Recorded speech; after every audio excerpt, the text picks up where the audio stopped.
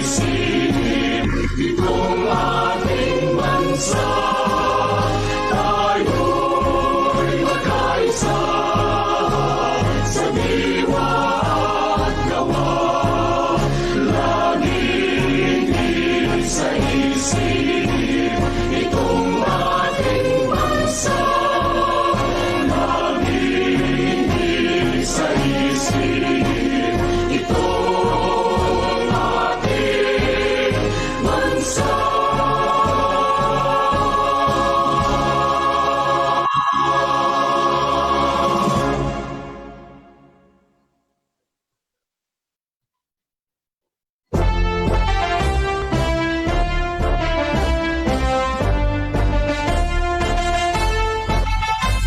Bandila natin muling nagwagayway, mga manggagawa ang siyang dahilan. Namamahal at namumuhunan, nagtutulungan upang magtagumpay. Pag-unlad natin ang ating tugon, pangkabuhayan dapat isulong. Kababayan kong handang tumulong, ngayon, bukas at habang panahon. Tayo'y magkaisa sa diwa at gawa, laging isa-isip itong ating bansa. Tayo'y magkaisa sa diwa at gawa, laging isa-isip itong ating bansa. Maglilingkod, magtatanggol, lumilingap saan man naroon. Tayo'y magkaisa sa diwa at gawa, laging isa-isip itong ating bansa. Tayo'y magkaisa sa diwa at gawa, laging isa-isip itong ating bansa.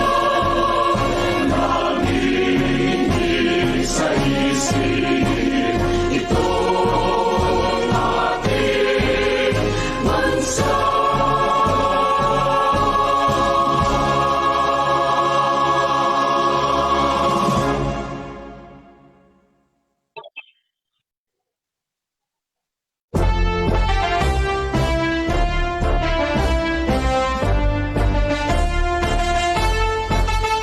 Ang bandila natin muling nagwagayway, mga manggagawa ang siyang dahilan. Namamahal at namumuhunan, nagtutulungan upang magtagumpay.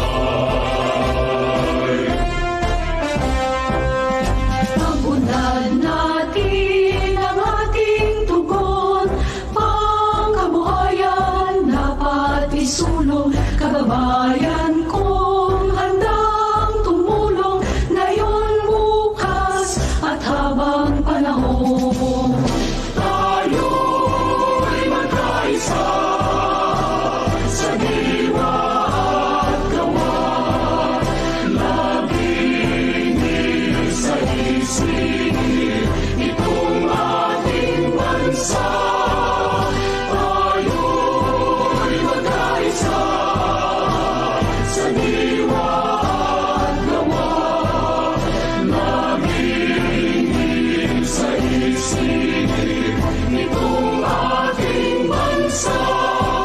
Maglilingkod, magtatanggol, lumilingap saan man naroon. Tayo'y magkaisa sa diwa at gawa, laging isa-isip itong bansa, tayo'y magkaisa sa diwa at gawa. Laging isa-isip itong ating bansa, laging isa-isip itong ating bansa.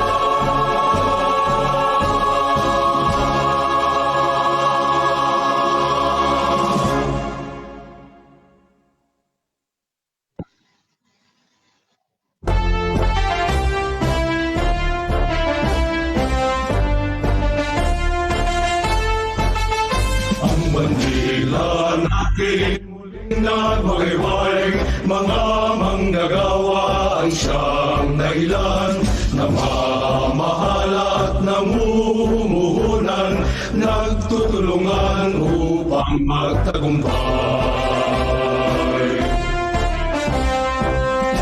Pag-unlad natin ang ating tugon, pangkabuhayan dapat isulong, kababayan kong handang tumulong, ngayon, bukas at habang panahon.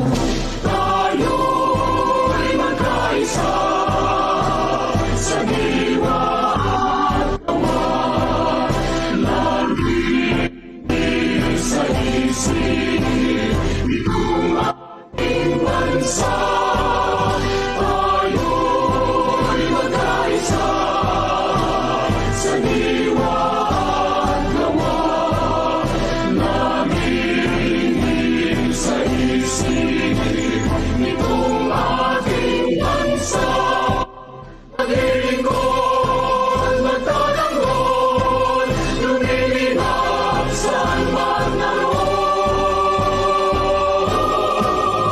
Tayo'y magkaisa sa diwa at gawa, laging isa-isip itong ating bansa. Tayo'y magkaisa sa diwa at gawa, laging isa-isip itong ating bansa, laging isa-isip itong ating bansa.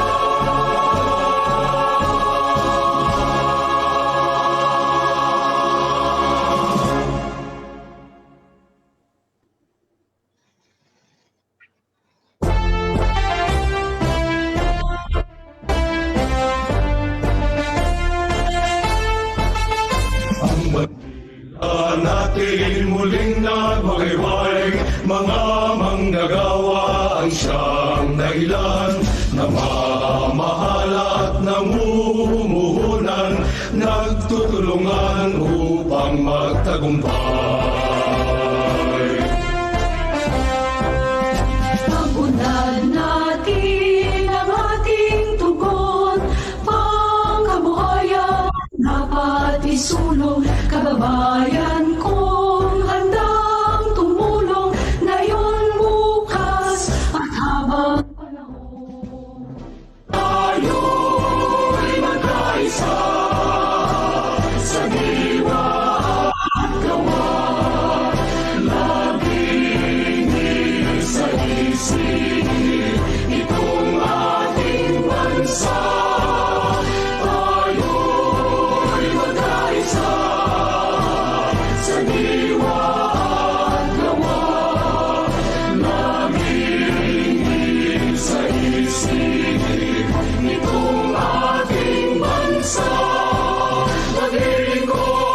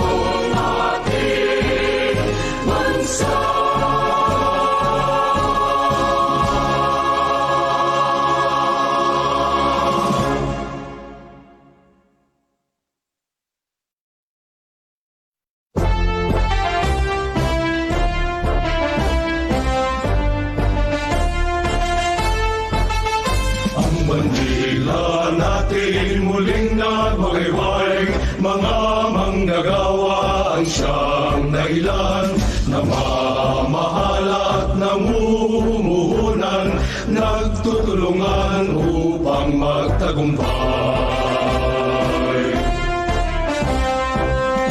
Pag-unlad natin ang ating tugon, pangkabuhayan dapat isulong, kababayan kong handang tumulong, ngayon, bukas at habang panahon.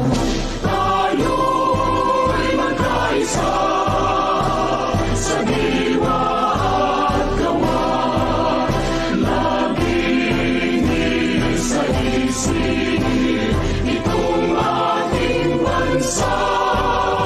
Tayo'y magkaisa sa diwa at gawa, laging isa-isip itong ating bansa. Maglilingkod, magtatanggol, lumilinaw saan man naroon. Tayo'y magkaisa sa diwa at gawa, laging isa-isip itong ating bansa. Tayo'y magkaisa sa diwa at gawa, laging isa-isip itong ating bansa. Laging isa-isip itong ating bansa.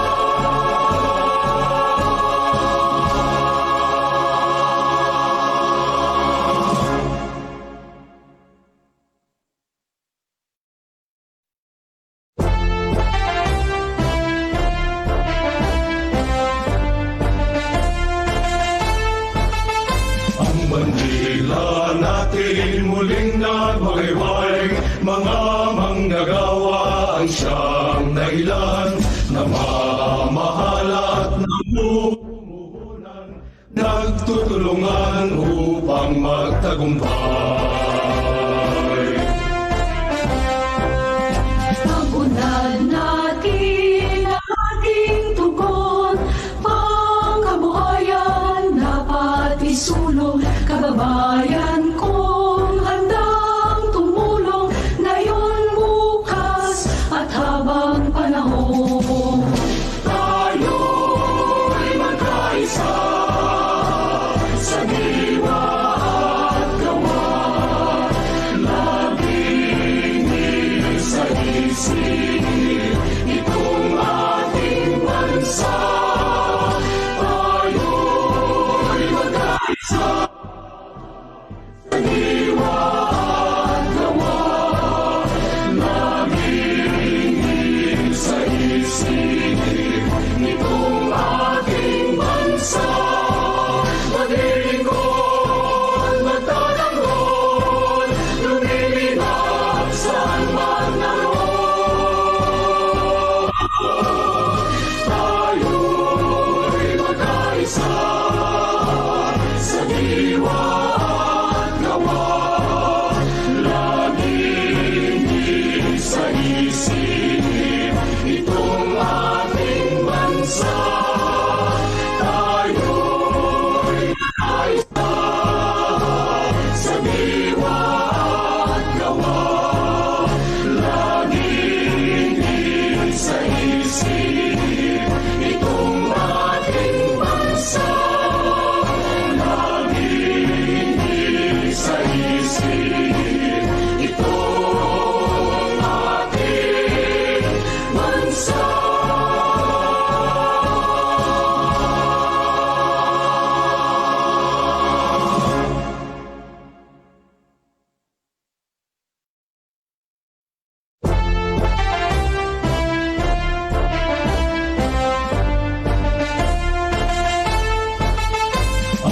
bandila natin muling nagmagayway, mga manggagawa ang siyang dahilan, namamahal at namumuhunan, nagtutulungan upang magtagumpay. Pag-unlad natin ang ating tugon, ang kabuhayan dapat isulong, kababayan kong handang tumulong, ngayon, bukas at habang panahon. Tayo'y magkaisa sa diwa at gawa, laging isa-isip itong ating bansa. Tayo'y magkaisa sa diwa at gawa, laging isa-isip itong ating bansa. Maglilingkod, magtatanggol, lumilingap saan man naroon. Tayo'y magkaisa sa diwa at gawa, laging isa-isip itong ating bansa. Tayo'y magkaisa sa diwa at gawa, laging isa-isip itong ating bansa. Laging isa-isip itong ating bansa.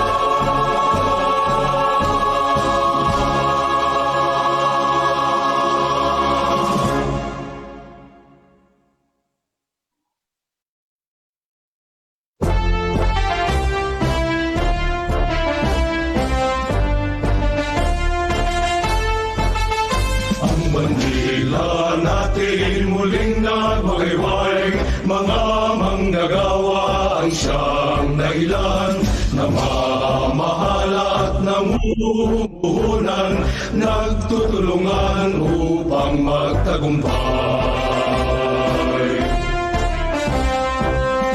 Pag-unlad natin ang ating tugon, pangkabuhayan dapat isulong, kababayan kong handang tumulong, ngayon, bukas at habang panahon. Tayo'y magkaisa sa diwa at gawa, laging isa-isip itong ating bansa. Tayo'y magkaisa sa diwa at gawa, laging isa-isip itong ating bansa. Maglilingkod, magtatanggol, lumilingap saan man naroon. Tayo'y magkaisa sa diwa at gawa, laging isa-isip itong ating bansa. Kaisa sa diwa at gawa, laging isa-isip itong ating bansa. Laging isa-isip itong ating bansa.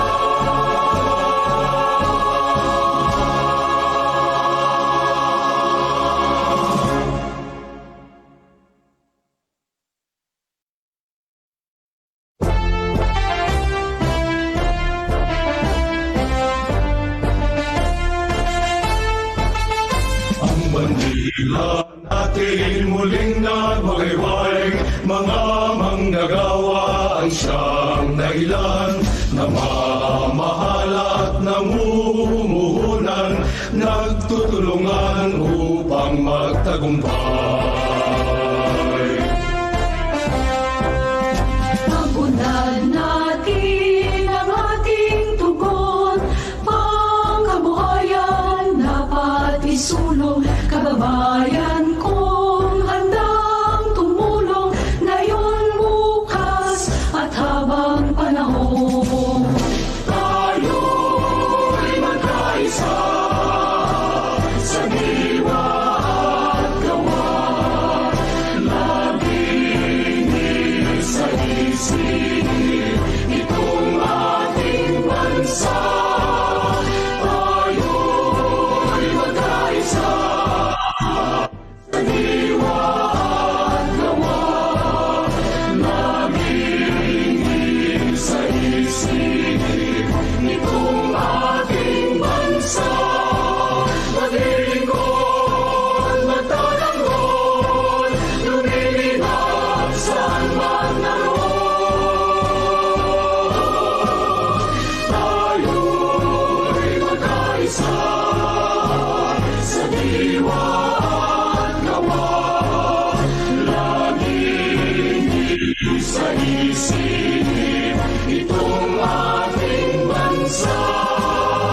Tayo'y magkaisa sa diwa at gawa, laging isa-isip itong ating bansa.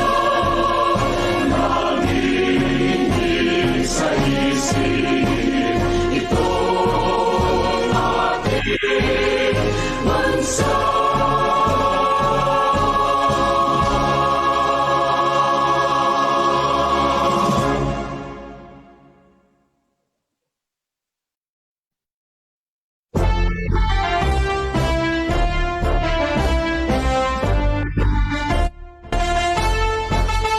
Ang bandila natin muling nagwagayway, mga manggagawa ang siyang dahilan na mamahal at namumuhunan, nagtutulungan upang magtagumpay.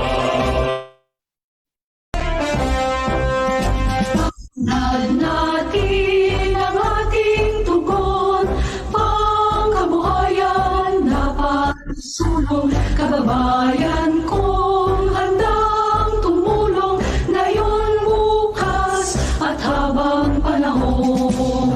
Tayo'y magkaisa sa diwa at gawa, laging isa-isip itong ating bansa. Tayo'y magkaisa sa diwa at gawa, laging isa-isip itong ating bansa. Maglilingkod, magtatanggol, lumilingap saan man naroon. Tayo'y magkaisa sa diwa at gawa, laging isa-isip itong ating bansa. Tayo'y magkaisa sa diwa at gawa, laging isa-isip itong ating bansa.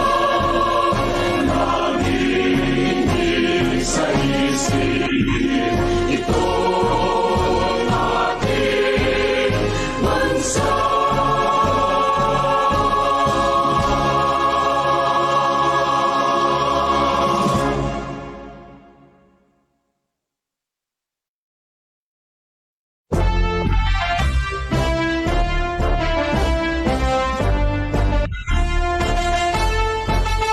Ang bandila natin muling nagwagayway, mga manggagawa ang siyang dahilan, namamahala at namumuhunan, nagtutulungan upang magtagumpay. Pagunad natin ang ating tugon, pangkabuhayan dapat isulong, kababayan kong handang tumulong, ngayon, bukas, at habang panahon. Tayo'y magkaisa sa diwa at gawa, laging isa-isip itong ating bansa. Tayo'y magkaisa sa diwa at gawa, laging isa-isip itong ating bansa. Maglilingkod, magtatanggol, lumilinaw saan man naroon. Tayo'y magkaisa sa diwa at gawa, laging isa-isip itong ating bansa. Tayo'y magkaisa sa diwa at gawa, laging isa-isip itong ating bansa. Laging isa-isip itong ating bansa.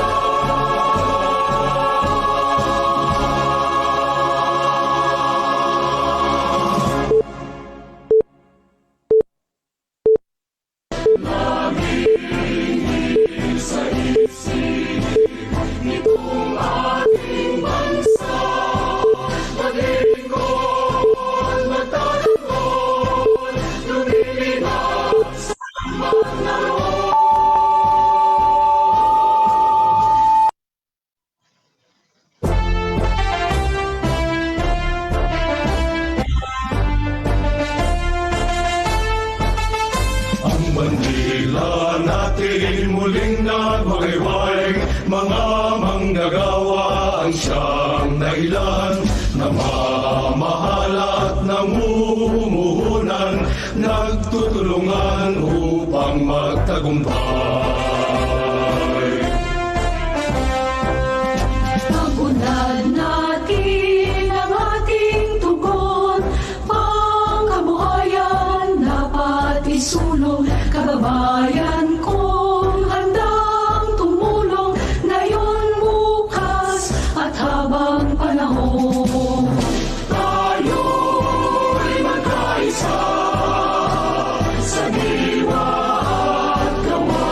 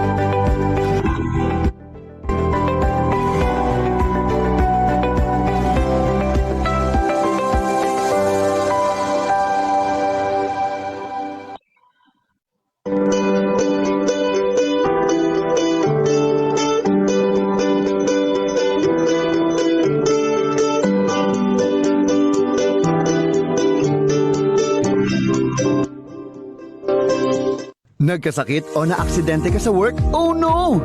Buti na lang, andyan ang ECC. Ang ECC o Employees Compensation Commission ay ang government agency na nagpapatupad ng ECP o Employees Compensation Program. Ito ay karagdagang benefits in case ikaw ay magkasakit o maaksidente dahil sa work. Pero kahit may ECC, laging tatandaan na safety should still be your top priority. Kailan nga ba maaaring mag-file at mag-claim ng ECP benefits? Number 1, kung ikaw ay naaksidente sa workplace. Number 2, kung ikaw ay naaksidente habang nagtatrabaho. Number 3, kung ikaw ay naaksidente kahit wala ka sa workplace dahil sa utos ng boss mo. Number 4, kung ikaw ay naaksidente papunta o pauwi galing trabaho. Pwede ka mag-claim ng ECP benefits kung walang diversion sa ruta mo papunta o pauwi. Dapat ay bahay-work o work-bahay lang. Number 5, pwede ka rin mag-claim ng ECP benefits kung ikaw ay naaksidente habang sakay ng company vehicle. Number 6, counted pa rin kung ikaw ay naaksidente sa activities ng company. Halimbawa, sa mga company team building at sports fest. At last but not the least, kung ikaw ay nakaranas ng assault habang ginagampanan mo ang trabaho mo. Kapag ikaw naman ay nagkasakit dahil sa trabaho, pwede ka mag-claim ng ECP benefits kung ang conditions of compensability ay nasatisfied mo base sa listahan ng occupational and work-related diseases. Pag ang sakit mo ay di kasama sa listahan, pwede pa rin ito maging compensable sa ilalim ng tinatawag natin na increased risk theory. Una, kung ang working conditions ay may health risks na nagiging sanhi ng sakit. Pangalawa, kung ang sakit ay nakuha mo dahil exposed ka sa mga health risks na ito. At pangatlo, kung nagkasakit ka kahit na sinusunod mo naman ang safety measures and precaution ng kumpanya. Samantala, meron naman tayong tinatawag na excepting circumstance o yung mga pagkakataon na hindi ka pwedeng mag-claim ng easy benefits. Kung ikaw ay lasing o langgo sa alak o drugs habang nagtatrabaho at naaksidente ka, no yan.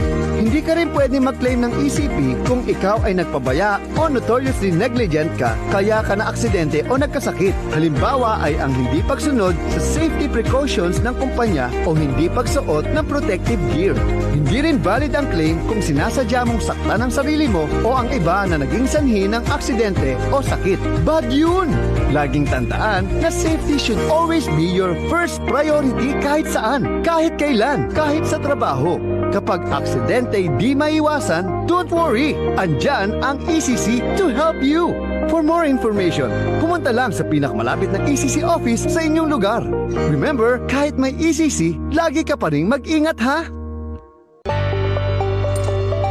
Ang safety and health sa trabaho ay ating karapatan. Ang safety and health sa trabaho ay ating responsibilidad. Ang pagiging safe and healthy sa trabaho ay ating priority. Ang safety at health sa trabaho ay para sa ating mga mahal sa buhay. Para sa pamilya, Dapat iwas sakit at disgrasya. Pagligtas at malusog sa trabaho, Pamilya ang panalo.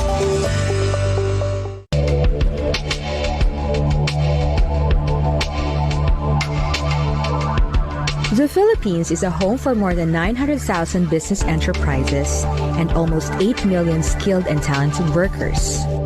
To help these enterprises become competitive while ensuring the protection of workers' rights and benefits, the National Wages and Productivity Commission and the 17 regional tripartite wages and productivity boards, recreated in July 1989 through Republic Act 6727 or the Wage Rationalization Act.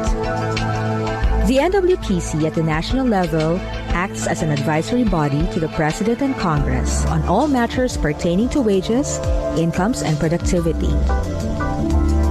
The RTWPBs, on the other hand, are mandated to fix minimum wages from private sector and promote productivity and improvement at the regional, industry, and enterprise levels pursuant to policies and guidelines issued by the NWPC. At the same time, the NWPC and the RTWPBs are also mandated under Republic Act 6971 or Productivity Incentives Act to provide technical assistance to enterprises and the development and implementation of productivity improvement programs. Our vision: justly remunerated and productive Filipino workforce in globally competitive enterprises. Our mission: set minimum wage that protects workers' welfare, promote enterprise and workers' productivity. To realize the vision and mission, the NWPC and RTWPBs are implementing the following programs. First is a policy shift to adapt the two-tiered wage system, which provides for the mandatory minimum wage and voluntary productivity-based pay. The TTWS framework defines the space from the minimum wages as above poverty threshold but lower than average wage. While for the second tier, the NWPC encourages and enables workers and enterprises to implement productivity improvement and performance incentivizing scheme. To support these, the NWPC and the 17 regional boards nationwide are implementing the Productivity Toolbox, a ladderized needs-based approach to productivity improvement for MSMEs. It is a package of training and technical assistance designed to help MSMEs grow, expand, and become viable enterprises, creating more employment opportunities and additional income for our workers. Beneficiaries of the training programs can join the Productivity Olympics, a biennial national competition of the best productivity improvement practices from micro, small, and medium enterprises.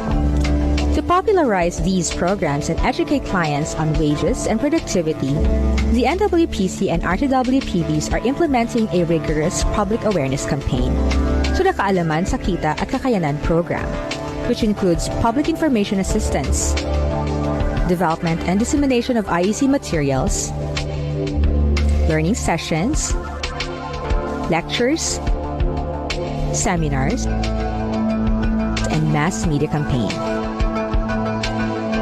As the needs of the enterprises and workers change, the NWPC and RTWPBs are also continually promoting programs and policies on wages, incomes, and productivity that are to help drive the economic growth and improve productivity and competitiveness of the country.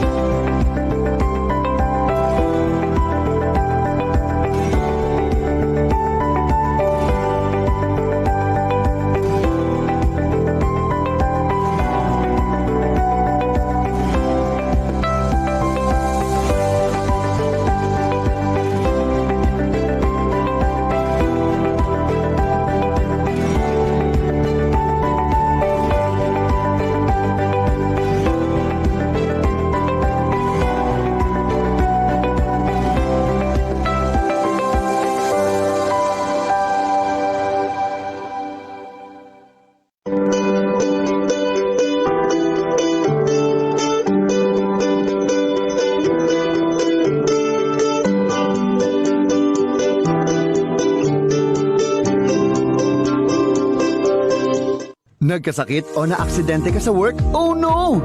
Buti na lang, andyan ang ECC. Ang ECC o Employees Compensation Commission ay ang government agency na nagpapatupad ng ECP o Employees Compensation Program. Ito ay karagdagang benefits in case ikaw ay magkasakit o maaksidente dahil sa work. Pero kahit may ECC, laging tatandaan na safety should still be your top priority. Kailan nga ba maaaring mag-file at mag-claim ng ECP benefits? Number 1, kung ikaw ay naaksidente sa workplace. Number 2, kung ikaw ay naaksidente habang nagtatrabaho. Number 3, kung ikaw ay naaksidente kahit wala ka sa workplace dahil sa utos ng boss mo. Number 4, kung ikaw ay naaksidente papunta o pauwi galing trabaho. Pwede ka mag-claim ng ECP benefits kung walang diversion sa ruta mo papunta o pauwi. Dapat ay bahay-work o work-bahay lang. Number 5, pwede ka rin mag-claim ng ECP benefits kung ikaw ay naaksidente habang sakay ng company vehicle. Number 6, counted pa rin kung ikaw ay naaksidente sa activities ng company. Halimbawa, sa mga company team building at sports fest. At last but not the least, kung ikaw ay nakaranas ng assault habang ginagampanan mo ang trabaho mo. Kapag ikaw naman ay nagkasakit dahil sa trabaho, pwede ka mag-claim ng ECP benefits kung ang conditions of compensability ay nasatisfied mo base sa listahan ng occupational and work-related diseases. Pag ang sakit mo ay di kasama sa listahan, pwede pa rin ito maging compensable sa ilalim ng tinatawag natin na increased risk theory. Una, kung ang working conditions ay may health risks na nagiging sanhi ng sakit. Pangalawa, kung ang sakit ay nakuha mo dahil exposed ka sa mga health risks na ito. At pangatlo, kung nagkasakit ka kahit na sinusunod mo naman ang safety measures and precaution ng kumpanya. Samantala, meron naman tayong tinatawag na excepting circumstance o yung mga pagkakataon na hindi ka pwedeng mag-claim ng easy benefits. Kung ikaw ay lasing o langgo sa alak o drugs habang nagtatrabaho at naaksidente ka, no yan. Hindi ka rin pwede mag-claim ng ECP kung ikaw ay nagpabaya o notoriously negligent ka kaya ka naaksidente o nagkasakit. Halimbawa ay ang hindi pagsunod sa safety precautions ng kumpanya o hindi pagsuot ng protective gear. Hindi rin valid ang claim kung sinasadya mong saktan ang sarili mo o ang iba na naging sanhi ng aksidente o sakit. Bad yun!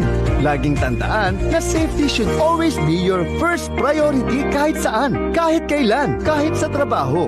Kapag aksidente di maiwasan, don't worry! Andyan ang ECC to help you! For more information, pumunta lang sa pinakamalapit na ECC office sa inyong lugar. Remember, kahit may ECC, lagi ka pa rin mag-ingat ha! Ang safety and health sa trabaho ay ating karapatan. Ang safety and health sa trabaho ay ating responsibilidad. Ang pagiging safe and healthy sa trabaho ay ating priority. Ang safety at health sa trabaho ay para sa ating mga mahal sa buhay. Para sa pamilya, Dapat iwas sakit at disgrasya. Pagligtas at malusog sa trabaho, Pamilya ang panalo.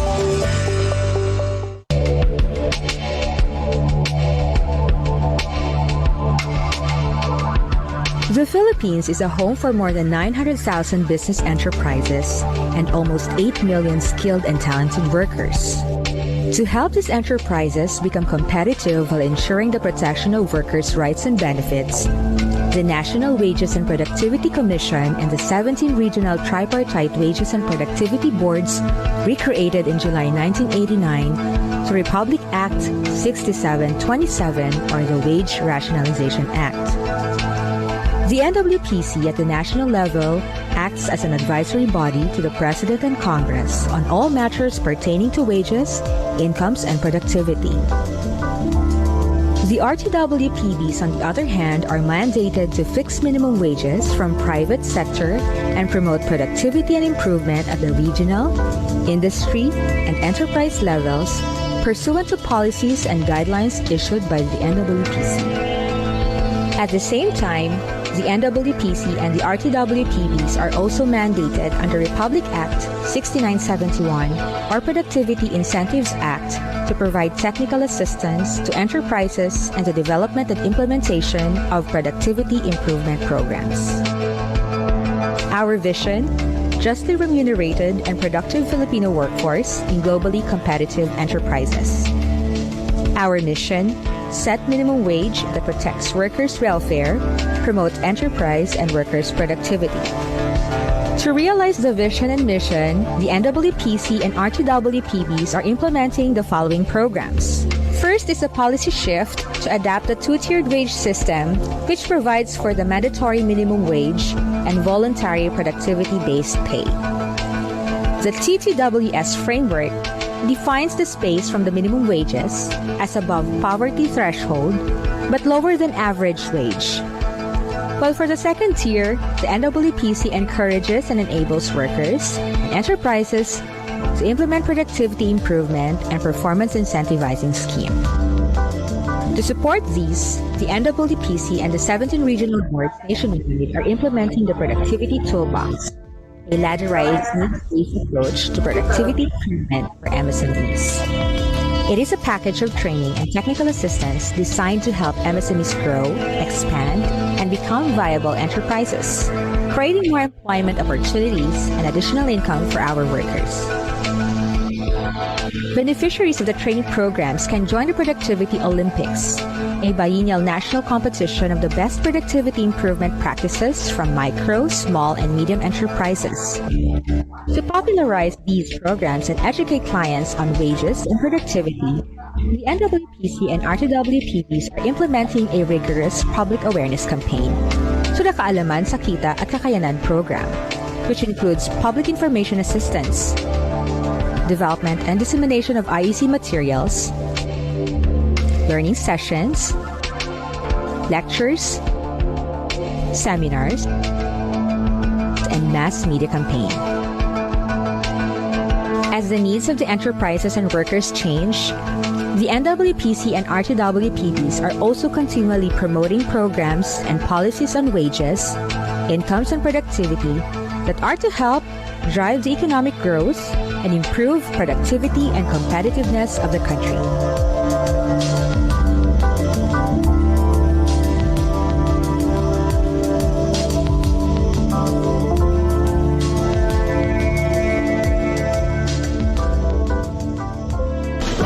Tayo'y magkaisa sa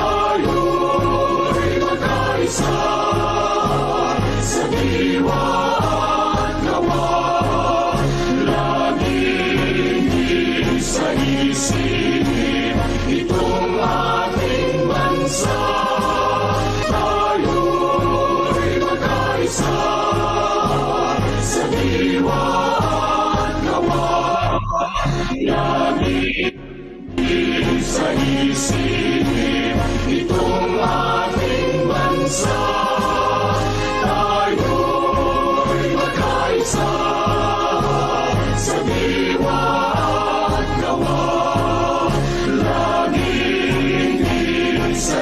isisip itong ating bansa. Laging isa-isip itong ating bansa.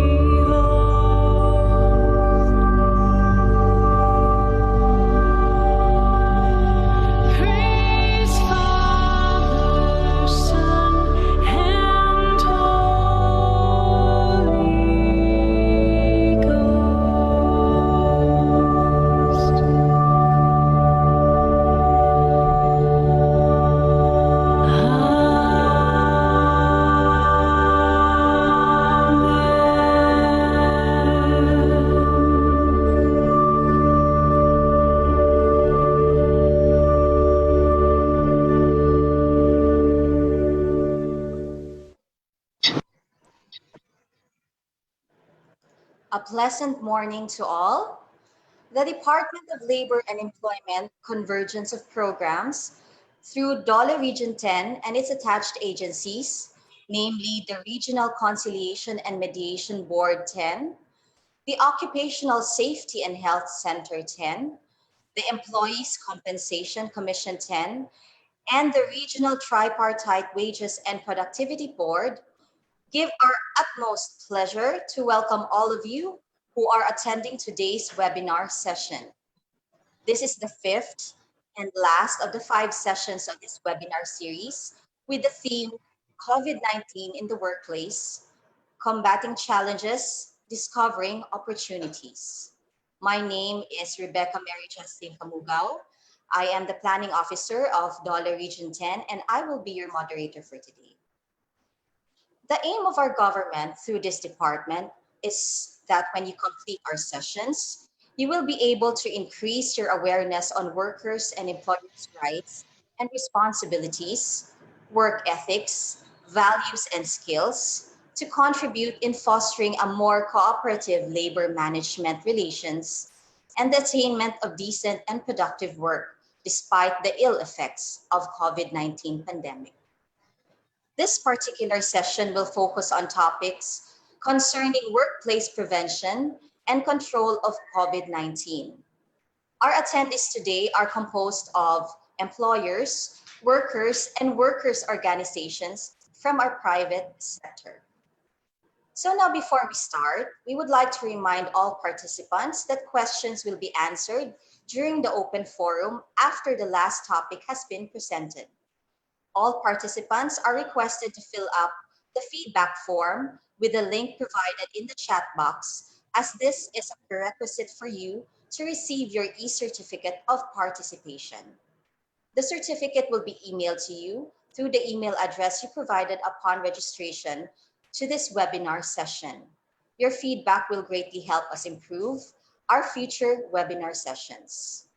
Now, at this point, To officially welcome us all, let me give you the Assistant Regional Director of the Department of Labor and Employment, Region 10, Ms. Estrella Uy Pahalia.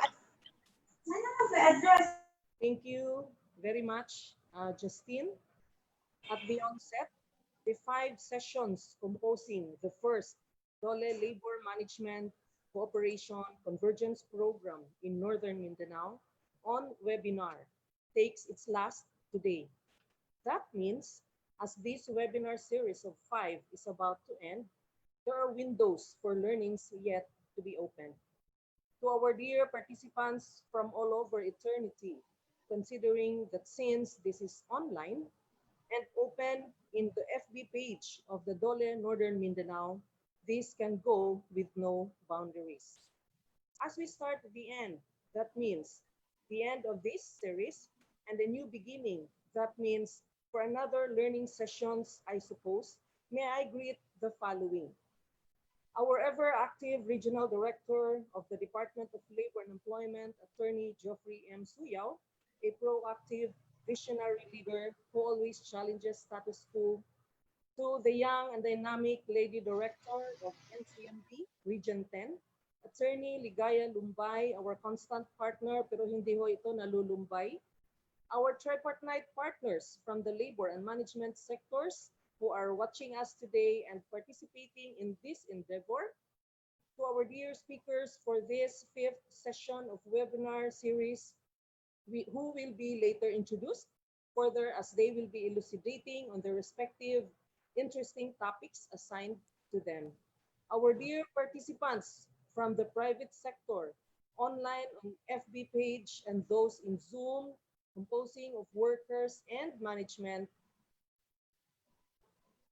upon whom this webinar series of Labor and Management Convergence program is heartily dedicated, friends, DOLE-attached agencies, colleagues in government, maayong buntag kaninyong tanan, magandang umaga po, and good morning everyone.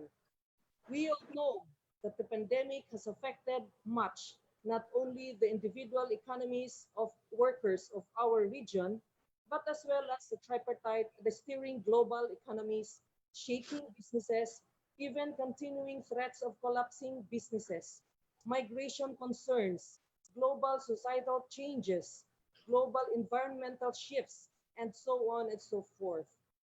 This time in our lifetime, COVID-19 is considered as the most crucial global health calamity of the century and the greatest challenge ever faced by mankind since the Second World War. Sad to say, COVID-19 pandemic leads us to a magnanimous detour, making our lives vulnerable to such involuntary changes from the old normal that we all were used to this new normal that we call. Thus, despite the fundamental changes on businesses like car makers, Ford and Mercedes-Benz are suddenly producing medical supplies. Online teaching suddenly increases demand, like the 5-1 talk, recruiting 30,000 online teachers. Electronics and ICT fast-track its demands as businesses take sudden changes in a click of a finger. Connectivity and its enhancement is highly in demand, and the list of challenges in businesses, labor market, and all keeps on. Not exempted is the flourishing demand for plants and flowers where men emerge to be good at. Nawawala na ang mga kababaihan dito. Exchange of goods or barter is now among part of the new normal. As we witness the changes taking place in every workplace today, I believe it's still a positive source of motivation. It allows us to consider important factors, health and safety of workers who propel the economy and the economy itself. Thus, together we will learn and unlearn, understand and move forward despite these odds. To help us further understand the new normal, this 5th series of DOLE LMC Cooperation Convergence program will update us on the following. First, DTI's responses on the IATF directives, the DOT updates on the tourism-related establishments' compliance to minimum health protocols. Third, updates on monitoring results of establishments under the DOLE DTI interim guidelines. And fourth, the DTI DOLE supplemental guidelines on workplace prevention and control of COVID-19. With that, in behalf of the LMC Convergence Program and the DOLE Regional Director Suyao, I welcome you all to the last and fifth session of the DOLE webinar series entitled Workplace Prevention and Control of COVID-19, Combating Challenges, Discovering Opportunities. Please stay tuned, keep healthy, and be safe. God bless everyone.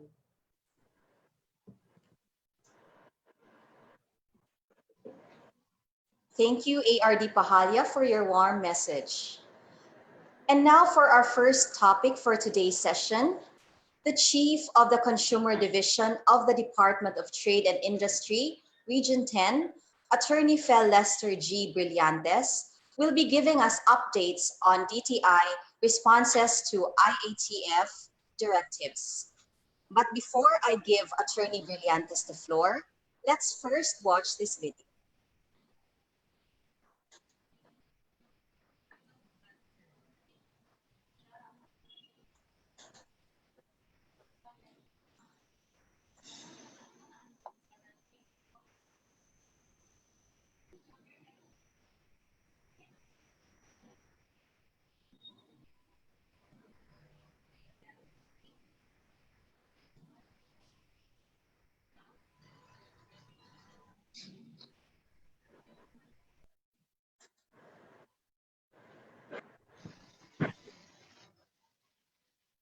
To hold meetings, conferences, seminars, or just to stay connected. Thanks to video conferencing tools like Zoom, Skype, Microsoft Teams, and many more, here are some very important video conferencing etiquette for generating a productive environment. Number 1, check your internet connection. One of the most important aspects of video conference happens to be a stable as well as fast internet connectivity. Once the connection is slow, it will affect the conference adversely with visual disruptions and inconsistent audio. Number 2, dress properly. Just because you are working from home, you can attend meetings in your pajamas. Always wear professional attire or work-appropriate clothing to any video conferences you are attending. Number 3, be on time. Join at least 5 minutes before the meeting starts.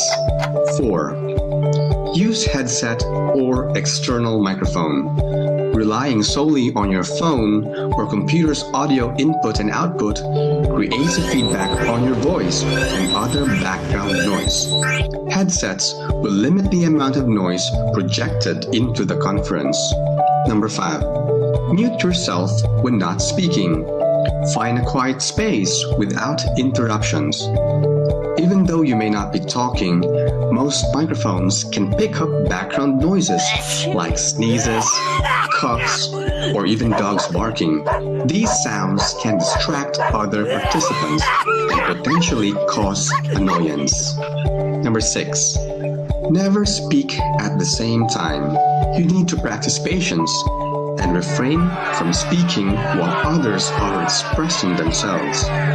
7, position the camera at eye level. Make sure that the camera is in a stable position and at your eye level so you are not looking up or down. You don't really want everyone looking at your nostrils while you are talking. Number 8, if you have questions, use the chat box for the moderator to take note. 9, if you will be sharing presentation materials, make sure you have the files before the video conference starts. You should also familiarize yourself with the software's important control features, such as screen sharing and adjusting the audio. And number 10, refrain from private behavior.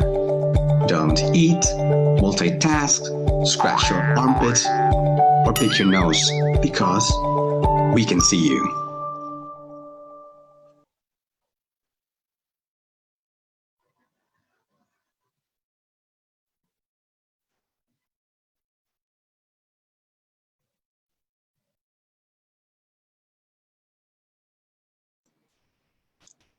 So I'm not muted anymore. So good morning again. Let me take this opportunity to thank the Department of Labor and Employment for inviting the Department of Trade and Industry. Allow us to congratulate you for the DOLE Region 10 team headed by Attorney Suyao, RD. Thank you very much for inviting us. We would like to thank for the team for giving us this opportunity to talk about the updates of DTI, especially during this trying and difficult times. We believe that this is already your 5th session entitled Workplace Prevention and Control of COVID-19.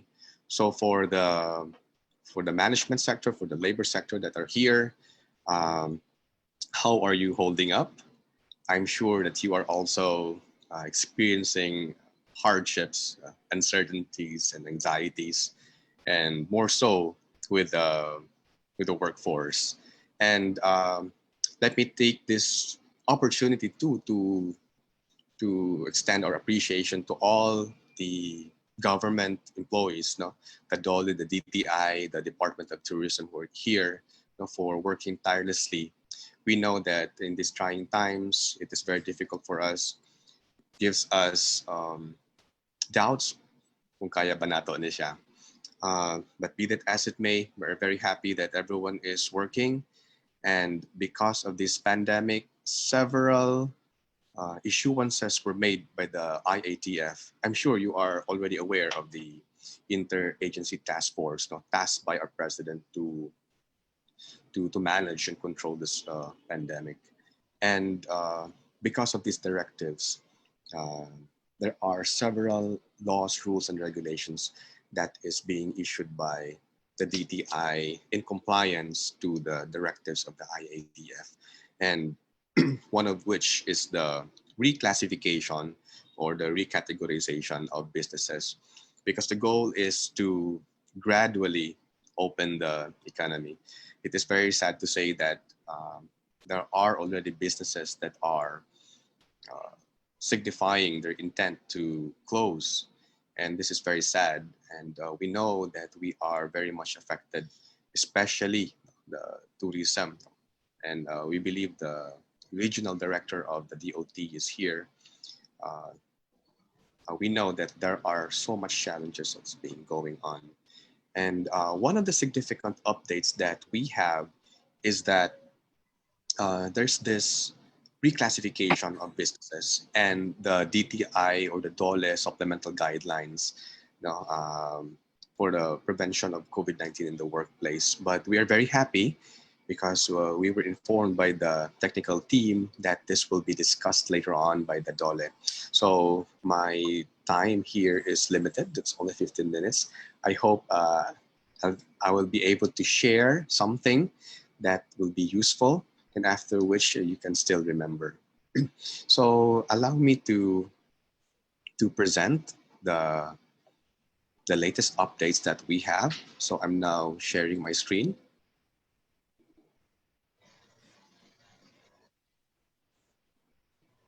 So I hope I can get a confirmation if you can all see the DTI Memorandum Circular 2044.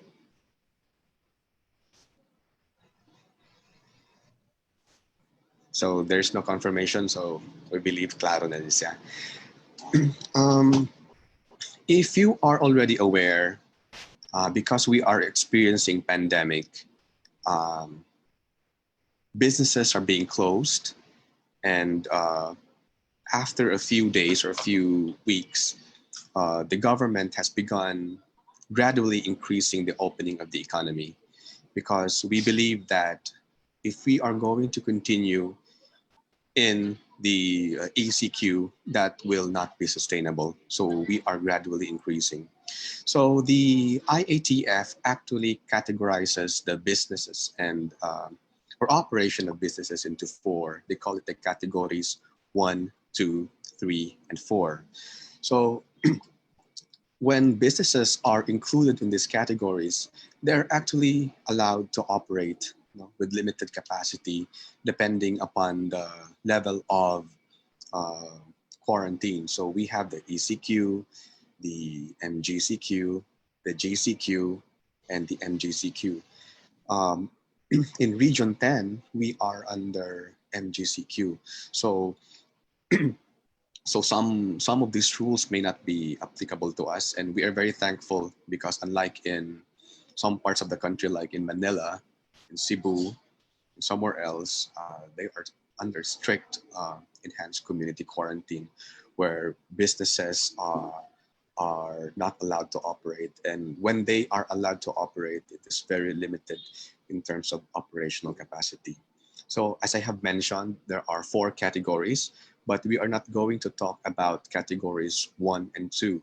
We will be focusing more on categories 3 and 4, because when businesses are under categories 1 or 2, this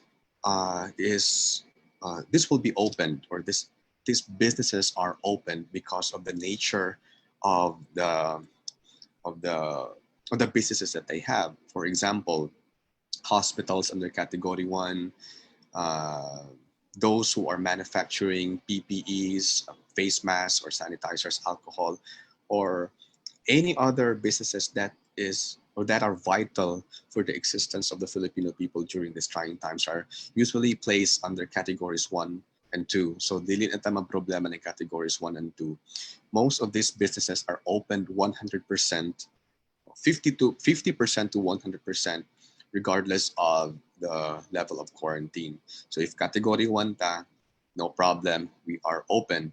Because can you imagine if drugstores or those who are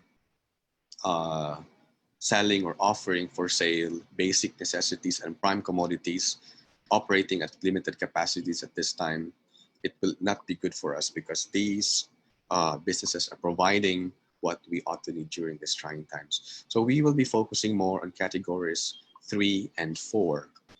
And we know for a fact that in the past, there are several businesses which were not included in these categories because of the nature of their operation. But now, allow me to give you a mnemonics. I hope dili nyo malimtan.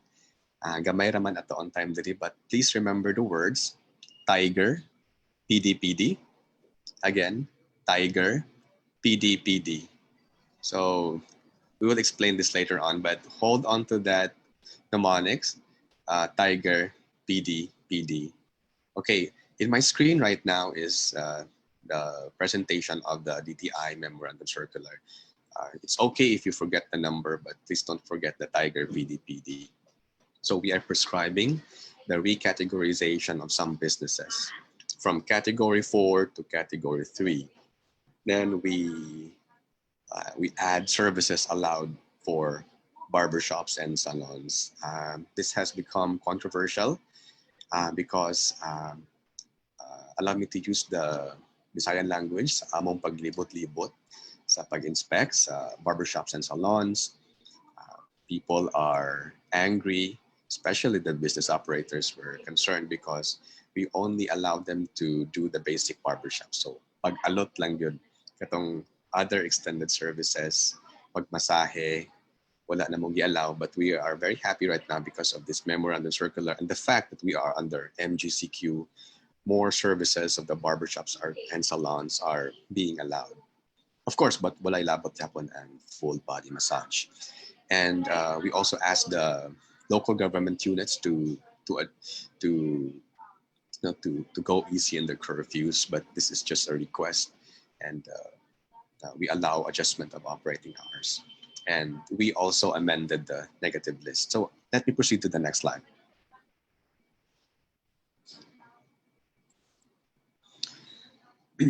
So as I have mentioned, we are going to remember the keywords tiger, PD.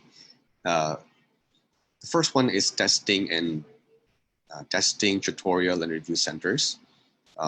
these are now recategorized from category 4 to 3. So we have gyms, fitness centers, and sports facilities. And we are going to explain one by one. Ayla mo kabalaka. And we also allow the opening or reopening of dermatological clinics offering aesthetic procedures and other personal care services. So this is good news for our colleagues here or from the management or labor sector na hilig o magpaderma. And we also allow the reopening of internet cafes. And we are going to take a look later on what are the limitations. And there's drive-in cinemas and the pet grooming services.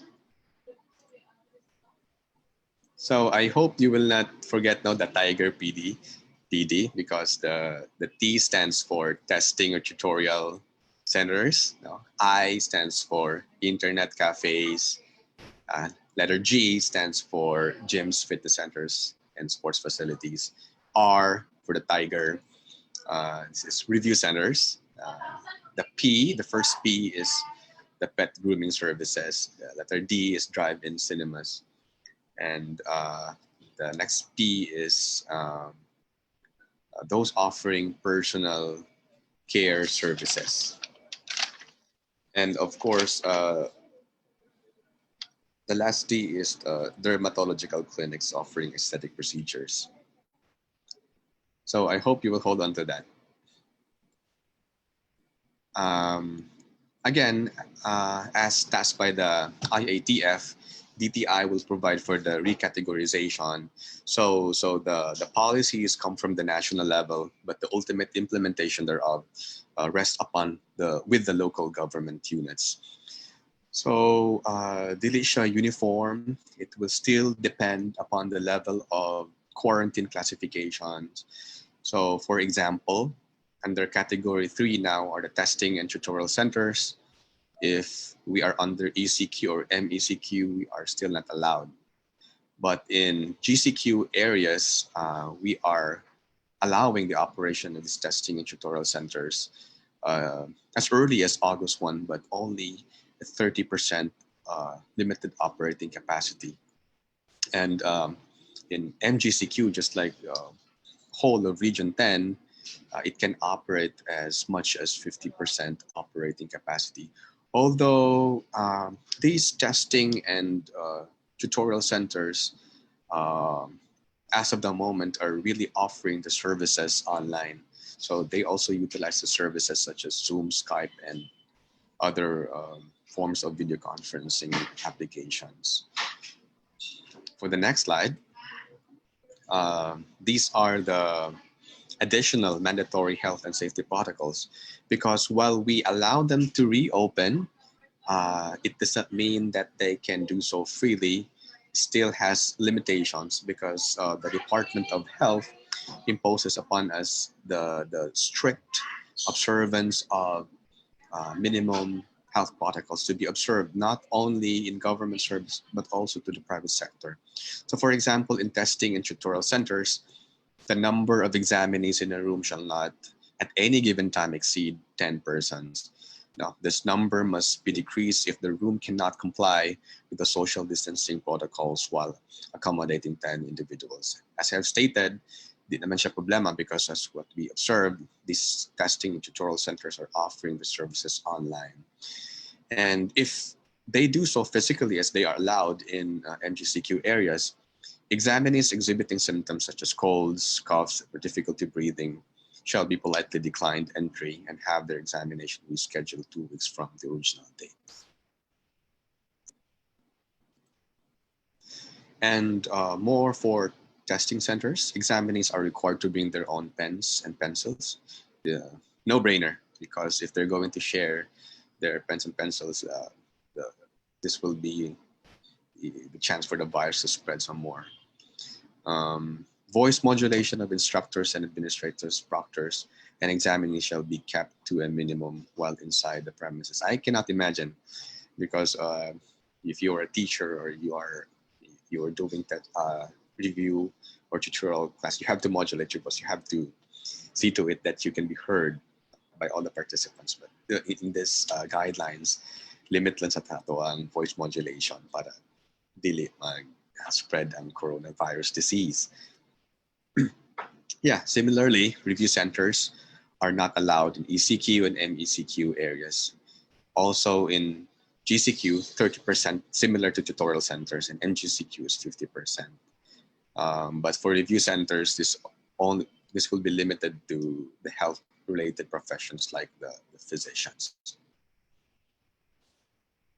Review centers, the classes for health-related professions like physicians licensure examination will be allowed to be open on site. This will be different from the tutorial that was mentioned a while ago. And if you can see the chairs, if they're all operating physically, the chairs, desks, and tables in all on-site tutorial centers shall be arranged or rearranged in such a way to allow 2-meter physical distancing. So, layo-layo gid ni siya. So this will be a challenge for them because we know that some of their rooms have lesser capacity, so they really have to physically distance themselves as a part of the requirement. Similar to... Okay. Huh? Online. Naka-live doon ka karon? Oh, Zoom. So, pasok ko sa signal. Thank you very much. Again, they are required to bring their own pens and pencils, and the use of common pen for filling out forms, attendance sheets, and etc. shall be prohibited. And modulation, hinay-hinay lang. Now, this one, a little bit controversial because in Manila right now, they're crafting that maybe the operation of gyms will no longer be allowed even for GCQs. So we are looking for updates on this. But as of the moment, when it's ECQ and MECQ, fitness, gyms, sports facilities are not allowed to reopen. And but when it's GCQ, it's allowed to open 30%, and in MGCQ, just like in Cagayan de Oro, it's allowed to reopen at 50% operational capacity. So at first we were worried, basin magkalat ang virus because I don't know who are in the participants are enrolled in fitness centers or sports facilities. Yung magid may iwasan no mag-sweat, no puli-puli og gym equipment. But be that as it may, there are strict guidelines that we have to follow. Also for sports facilities, limited to non-contact sports. So non-contact sports, so no-brainer, dapat walay contact, dapat walay beso-beso or anything that face-to-face nga magtigkit ilang mga bodies. No? So pwede ra ang non-contact sports. Just like walking, you can also do jogging, running, biking. Kaya murag di man po siguro ta mag-gakos-gakos kung mag-jogging ta. You can also do golf, swimming, tennis, badminton, equestrian, range shooting, and skateboarding. But the key word here is really non-contact sports. In Cagayan de Oro, murag hinay-hinay na po open ang mga swimming pools, but social or physical distancing must be strictly observed. In ECQ and MECQ, dili sila pwede. That's why I am re-emphasizing that we are very, very much blessed because we are under MGCQ, because we need to gradually reopen the economy, because if we are going to be under ECQ in the long run, this is not sustainable. So we have to strike a balance between public health and the economy. Otherwise, we will not make it. GCQ 30% and MGCQ 50%. This is very important. If you are enrolled in gyms or fitness studios, you have to schedule your appointment through phone calls or emails or online. So, Gyms, sports equipment, device, paraphernalia, chairs, tables, lockers, comfort rooms, and bathrooms shall be properly sanitized. So this is the responsibility now of the operators to do the sanitizing after every use. So this is one of the most important slides with respect to gyms, because what is allowed is only individual workouts. So kung sunod mo sa gym, wala mag-inasara yun mo, group workout sessions composed of 2 or more, like hilig mag Zumba, yoga.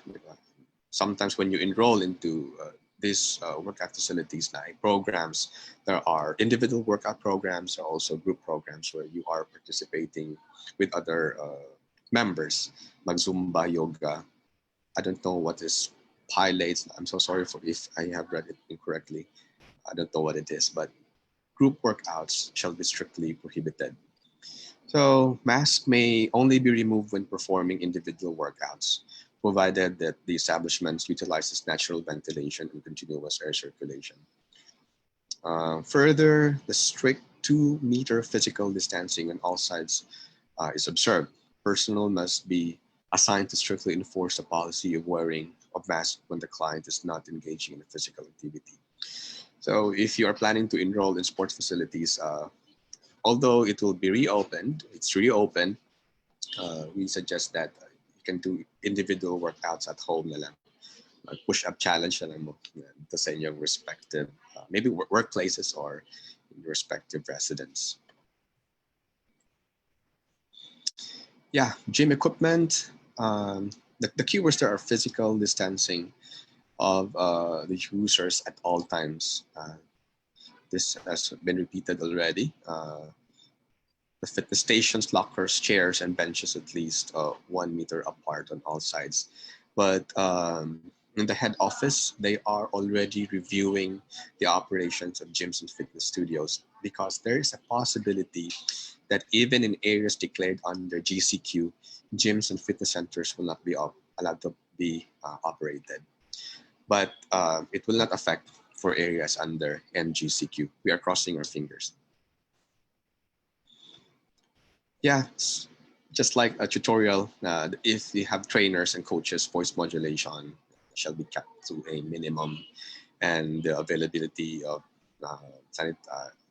call this the alcohol, the sanitizer shall be in place. That is,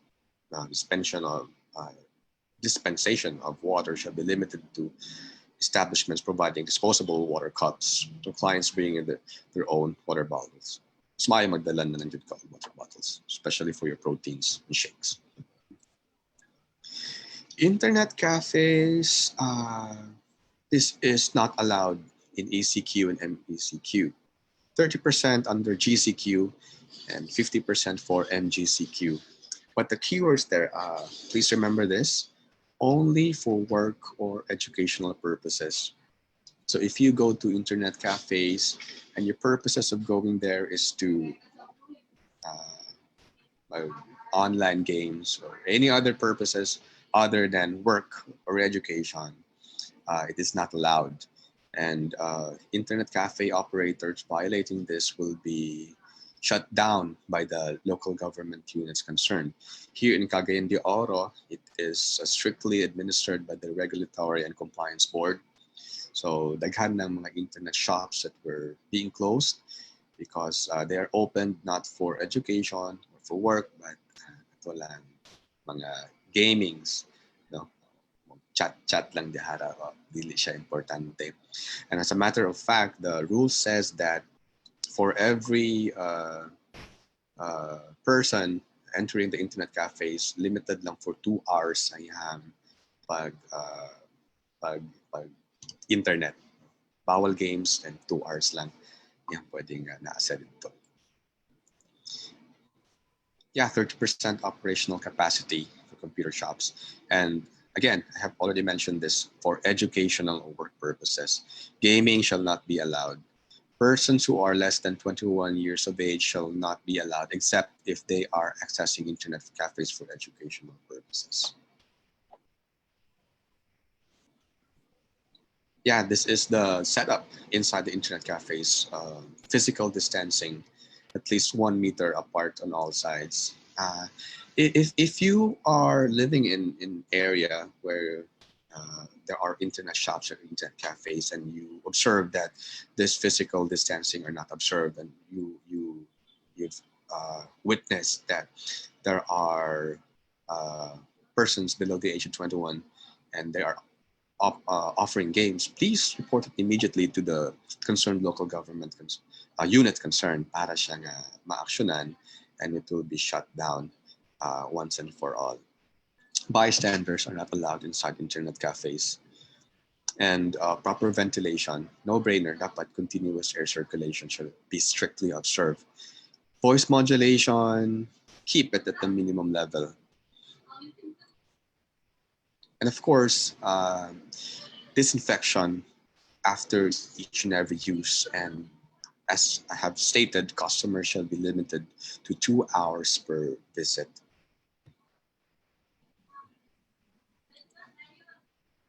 Now, this personal care services, what are personal care services? Mas makatubag siguro ato ang mga kauban na babae dire or mga lalaking hilig ani. Personal care ng hair, nail, skin care. The exception is full body massage. No, emphasis is on the word except, full body massage. Under MGCQ, allowed na siya at 50%, but strictly observing the DOH minimum health protocols. Kay kanimang gong full body massage, di ba? Bagid gid ang mga panitan.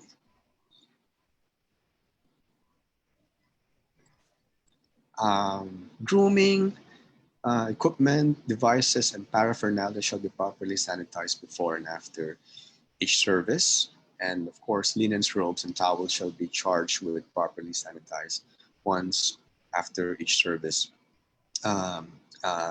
Based on the monitoring of DTI, mga establishments offering barbershop services, salons, kaya mo may focus nato karon sa DTI. During the first few days during the audit, nagkalisod pagid sila because our requirements are very strict.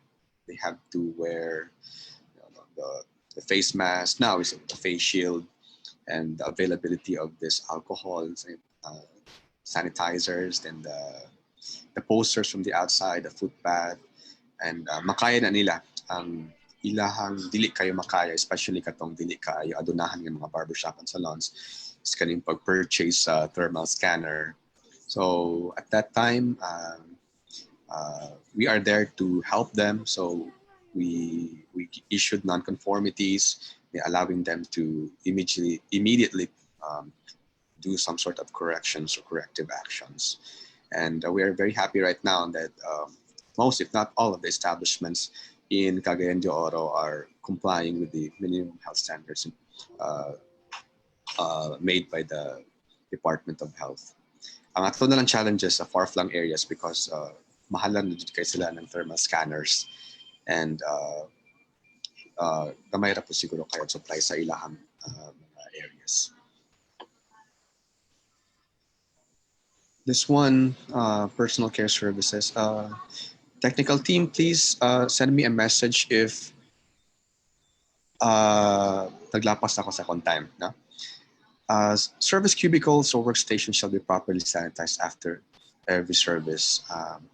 These are no-brainers. No? Dapat himuon magid nato siya. The queuing area shall be sanitized regularly.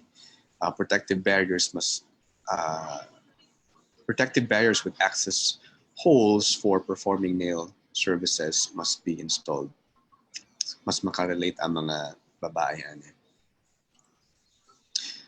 Drive-in cinemas allowed. We wish na ata diri sa Region 10 but wala pa. ECQ, MECQ not allowed. But for GCQ and MGCQ pwede siya. As early as August 1, but sad to say wala pa tayo drive-in cinemas today. In Manila, they are, based on the news, na daw dito. But if you really want to watch your favorite movies, Netflix na lang, pag Hulu or any other applications. You can just watch your favorite Korean novelas at the comfort of your mobile devices. And this one, if ever we have drive-in cinemas, the requirement is that they have to secure a prior approval from their local government units concerned, or those having jurisdiction over their respective locations. And the requirement is that only open areas may be used as locations for their operations.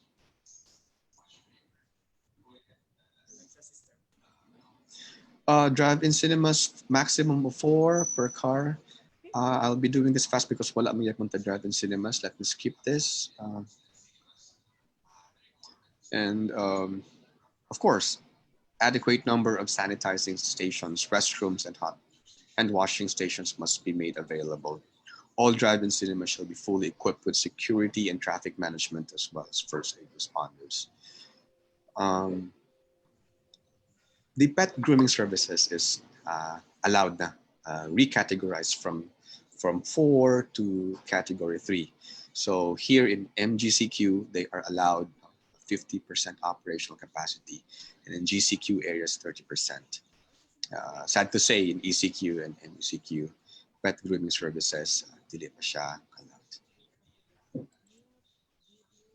And beginning August 1, no, barbershop and salons in areas declared under GCQ are allowed to offer all hair, nail, and skin care services except full body massage. So good news to those who missed their hair, nail, and skin done.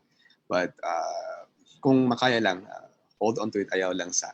Although they are allowed to reopen, although they are allowed to do more services other than the basic hair cutting, careful lagi po tayo. Exercise extreme caution, and we are allowing this para makasurvive sila in these trying times. But it does not mean that we have to go there and just do so irresponsibly. And this slide talks about something that had become controversial because if you can remember, we already allowed the operation of restaurants. Before, we allowed the opening of restaurants only for takeouts. Now we allowed dine-in. Of course, limited operational capacity, 50 to 75%. And of course, there is physical distancing. So galisod gid sila. So we allowed them to have their operating hours up to 10 o'clock in the evening. But you are already aware that some local government units imposes different curfews. 9 o'clock, 10 o'clock, 12 o'clock. So dili uniform lang curfews. And so gusto man sa ato mga retailers to operate 11 p.m. But although they are enjoined by the Department of Trade and Industry to have their curfews adjusted, this is a mere discretionary on the part of the LGU, because at the end of the day, it is the LGU that issues the executive orders and the ordinances with respect to curfews, dili ang DTI. So when we are operating restaurants, well, we take a look at the DTI DOLE and all other guidelines. It is also very important to take a look at the local legislation, because the national and the local government units are not actually independent from each other. They are interdependent in such a way that our policies must be uniform. And moneng na IATF karon and na ay mga regional IATF, so that we have to make sure that our actions are synchronized. But there are businesses that fall under the negative list. So, gamay raman ni siya. You can easily remember this. Bawal, absolutely.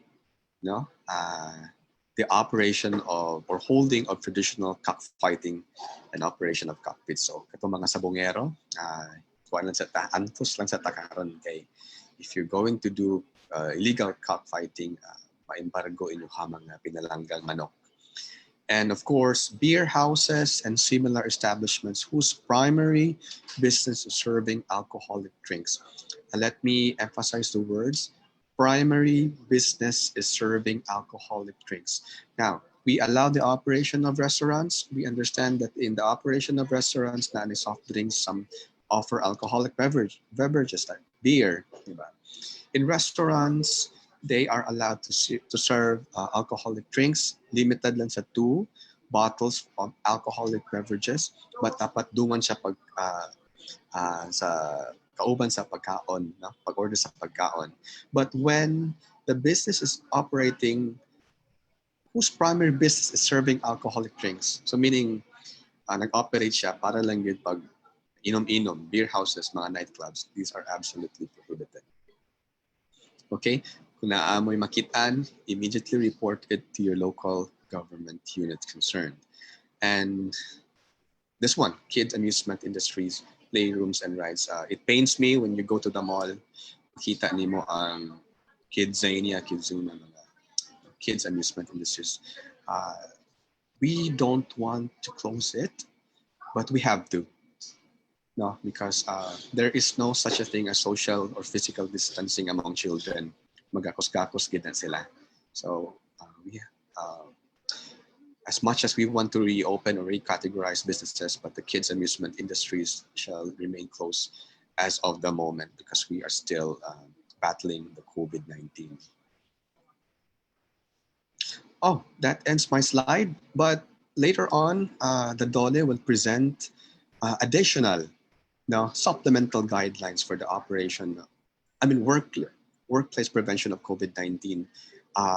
On top of what I have stated, it is important that you will have to know the additional supplemental guidelines by the DOLE and the DTI. So we are very happy that it will be discussed later by our DOLE team. So kana lang, later on we will be entertaining questions. No? In behalf of the Department of Trade and Industry, thank you very much. God bless.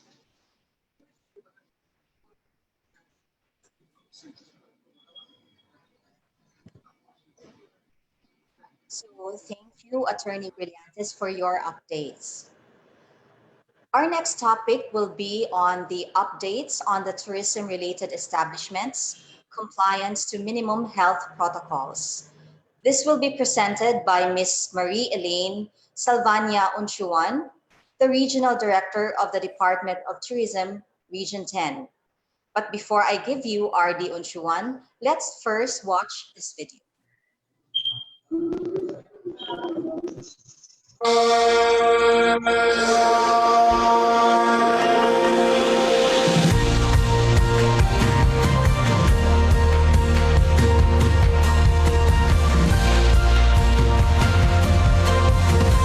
Paglupak Strawberry Farm is basically a strawberry farm with glamping and restaurant. We offer farm to table experience to our customers.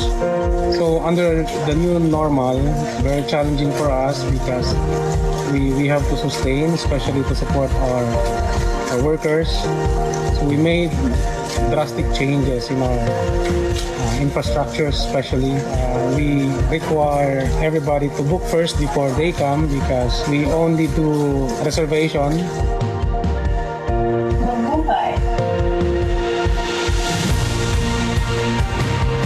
And we require everybody to have medical certificate in coming here to ensure that everybody will be protected.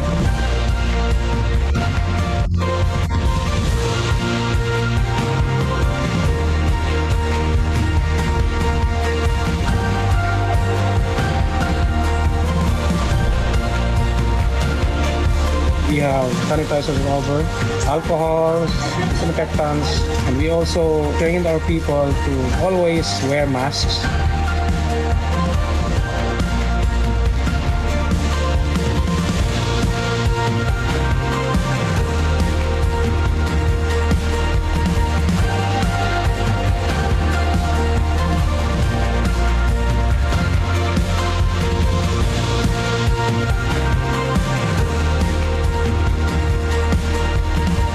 We see to it that every after use of common areas, we disinfect, especially the tables, the chairs. And we implement social distancing.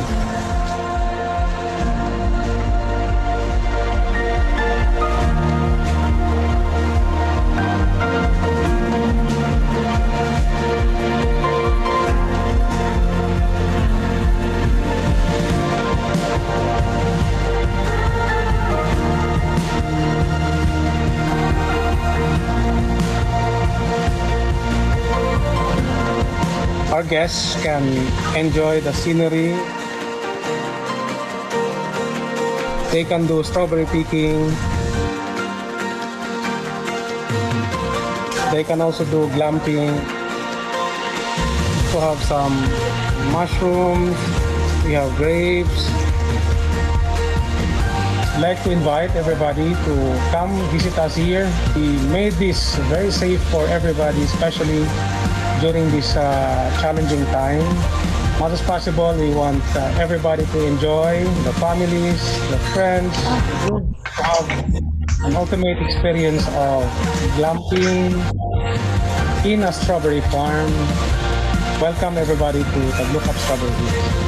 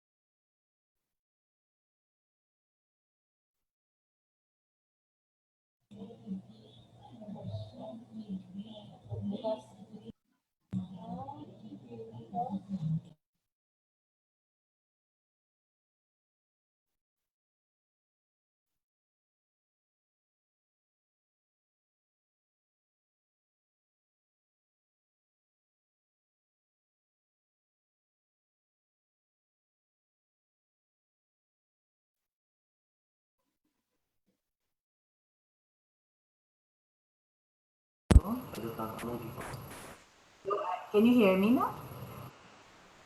Ayun. Yeah. Okay, good morning. Sorry, a little bit of technical difficulty now. Good morning, everyone, and thank you, DOLE Region 10, for inviting me here to discuss what the changes are in the tourism industry. So before I start my presentation, I'd just like a little to say a little thing about the presentation earlier. That was our farm tourism in the new normal video featuring Taglukap Strawberry Farms, one of our more popular farm tourism destinations in Kitaw-Tao, Bukidnon. And we've been doing videos like this for our tourism-related establishments, mainly to show our local tourists, local tourists pa man ato makater, that our tourist destinations are safe. And we have a series of videos that we're showing on our Facebook page to inform the public about what is being done in our TREs for safety and security of not only the guests, but also the employees. So again, good morning and thank you very much for this opportunity. So may we have our slides, please?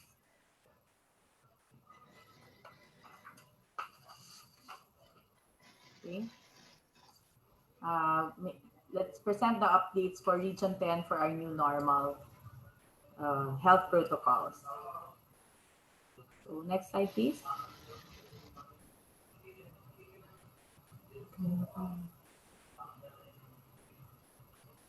Okay, so next slide, please. Let's just skip this slide.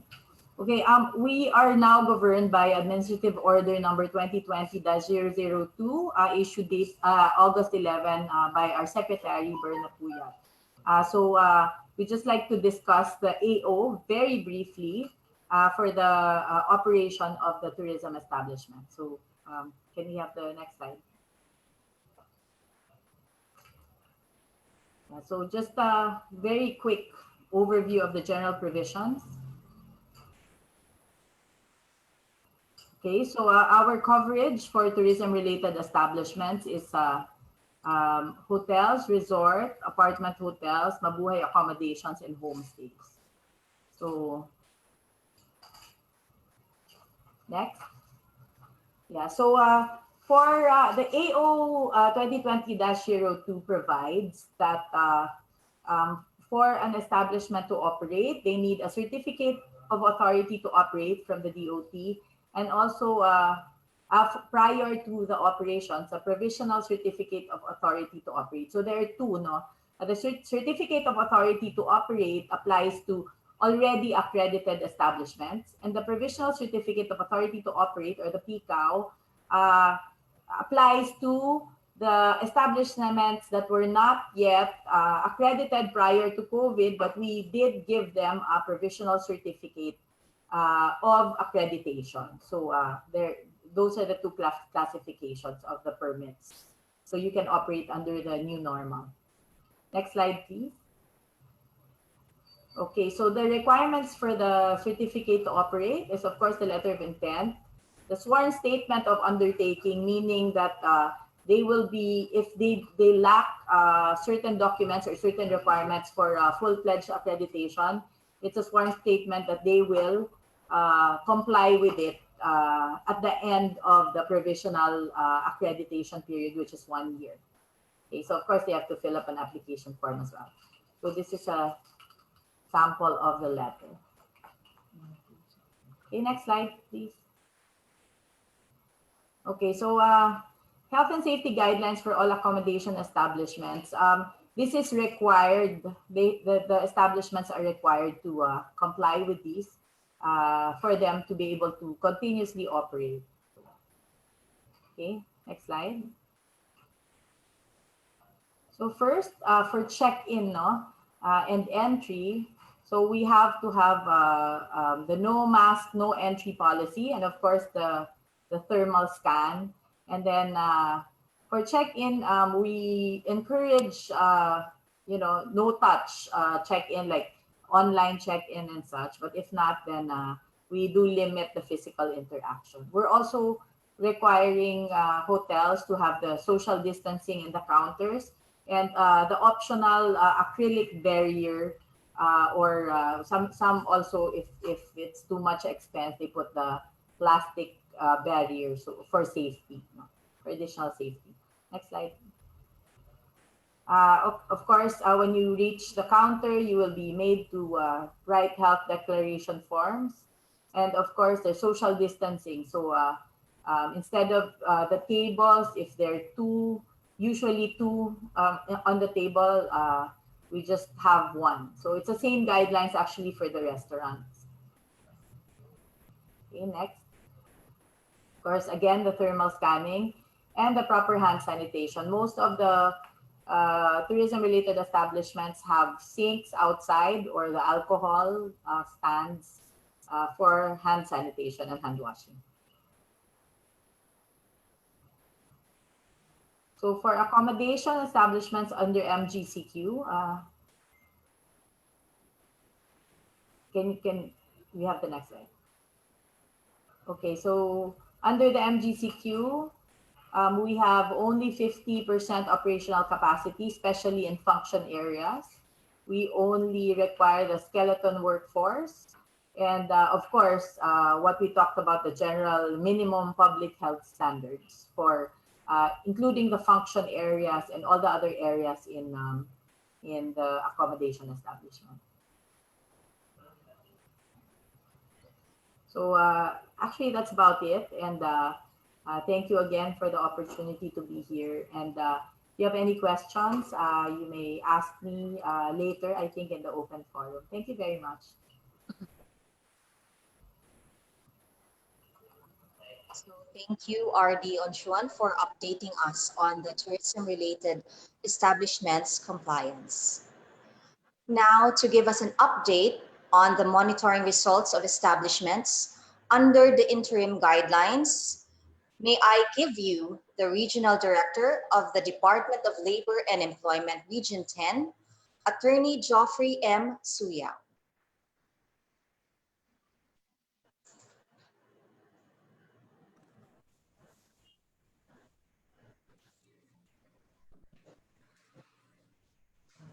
Thank you very much, Director May, for that update on the efforts of the Department of Tourism on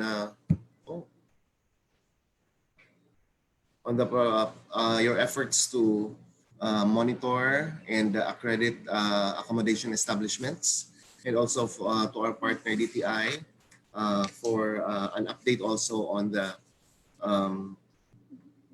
DTI guidelines and of course issuances relating to establishments. And thank you, Director Bunyao, and to Attorney for the presentation. And now we go to the results of the monitoring of establishments of DOLE, DTI, and of course the DOT with regard, of course, to the control and prevention of COVID-19 in our workplaces.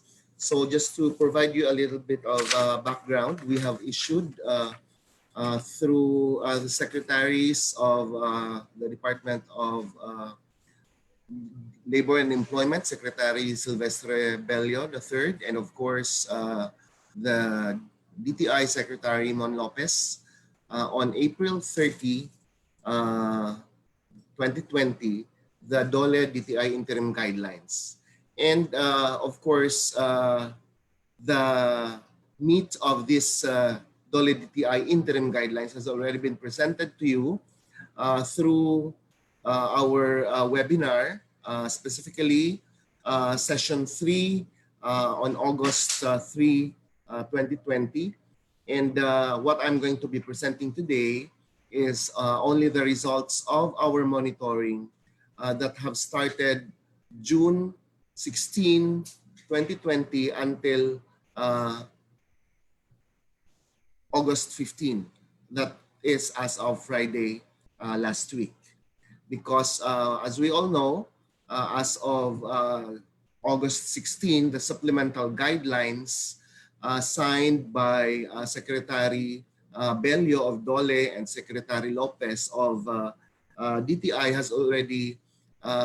is already effective as of August 16. So this report would only cover our monitoring from June 16 until August 15. So we know that several issuances has already been issued by our IATF at the national level. And so pursuant to the directive of the IATF, the Department of Labor and the Department of Trade and Industry have come up with guidelines on control and prevention in workplaces. Hence, in the region, specifically here in Region 10, we have closely coordinated with our partner agencies, not only with DTI, but of course with DOT, because DOT is specifically tasked to monitor accommodation establishments and tourism-related establishments. So we have come up with an operational guidelines that is now our guiding document in the conduct of our monitoring of establishments here in Northern Mindanao. We are also closely coordinating with our local government units, and hence during our first 2 weeks of monitoring, specifically here in Cagayan de Oro, we have been jointly conducting the monitoring activities also together with our local government unit monitoring team from the city of Cagayan de Oro. And specifically, as I've already mentioned, the Department of Tourism is concentrating the monitoring activities on accommodation and tourism-related establishments. The DTI's concentration is on parlors, barber shops, dine-in restaurants, spas, and other related establishments. And the Department of Labor and Employment is concentrating on monitoring as to all or the other establishments. We now provide you a glimpse of the monitoring activities nationwide. This is the result of the joint monitoring, and as you see, NCR has the highest monitored establishments as of July 31. But please take note of our data with regard to Region 10. Northern Mindanao is the second when it comes to accomplishment with regard to our monitored establishments all over the country.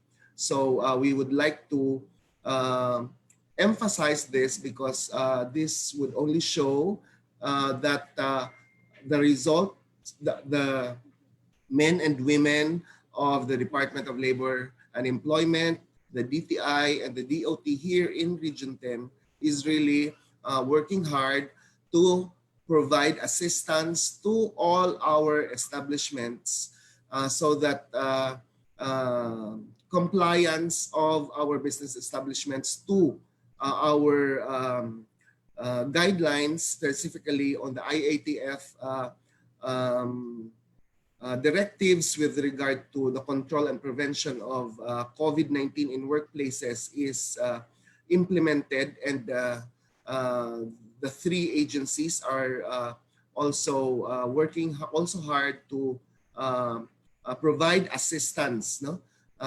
When in terms of compliance of our business establishments, because the importance of compliance of our establishments really could not be overemphasized, as we want that our business establishments would continue operating safely, and and that working environment really would be safe for all not only for all our workers but also for our consumers, no? And the general public that are being catered by our business establishments. So the next slide would provide us the latest data with regard to our monitoring activities here in Northern Mindanao. We have already visited, monitored, and assisted 6,180 establishments as of August 15. And these 6,180 establishments covers about 105,127 workers, no? And the next slide would provide us a glimpse on the type of establishments that have been monitored. So majority of the establishments monitored are from the micro sector, no? About 4,653 micro establishments have been monitored, and this of course is followed by our small business establishments or those employing 10 workers up to 99 workers, followed by our medium establishments. Medium-sized establishments are those establishments employing 100 workers to 199 workers, and then of course our large establishments, 55 of them have been monitored, or those establishments employing 200 and above workers. The next slide would provide us an update as to the compliance of our establishments that have been monitored. 95.8% of the establishments monitored are now found compliant, or 5,924 of them. So we are only monitoring now and waiting for the compliance of our about 256 establishments. So this is a very high compliance rate, and this compliance rate, of course, is reached after 3 days of our monitoring, because when we monitor and we find, and our findings would, if our findings reveal that there are non-conformities to the minimum health protocols and the guidelines, then we give our establishments a maximum of 3 days from the date of our monitoring to comply with the guidelines. Next slide would provide us a more detailed update on the compliance of establishments with, this is of course with regard to classification of industries. So 3,295 establishments monitored come from the wholesale and retail establishments. And we are glad that 96.75 of them are now complying with our minimum health protocols. 916 of our establishments are coming from other service activities at 95.74%. Other service activities would include the salons, the barber shops, spa, laundry services, and including funeral parlors and other religious organizations. Accommodation and food services activities are compliant at 92.52%. So 842 establishments coming from accommodation and food service activities have been monitored, and we have a high compliance rate also at 92.52%. Next would be financial and insurance activities at 94.43%, and then of course administration and support services at 92.3%, and this would include our security, manpower, janitorial contractors or agencies, including also our rental or leasing of goods and machineries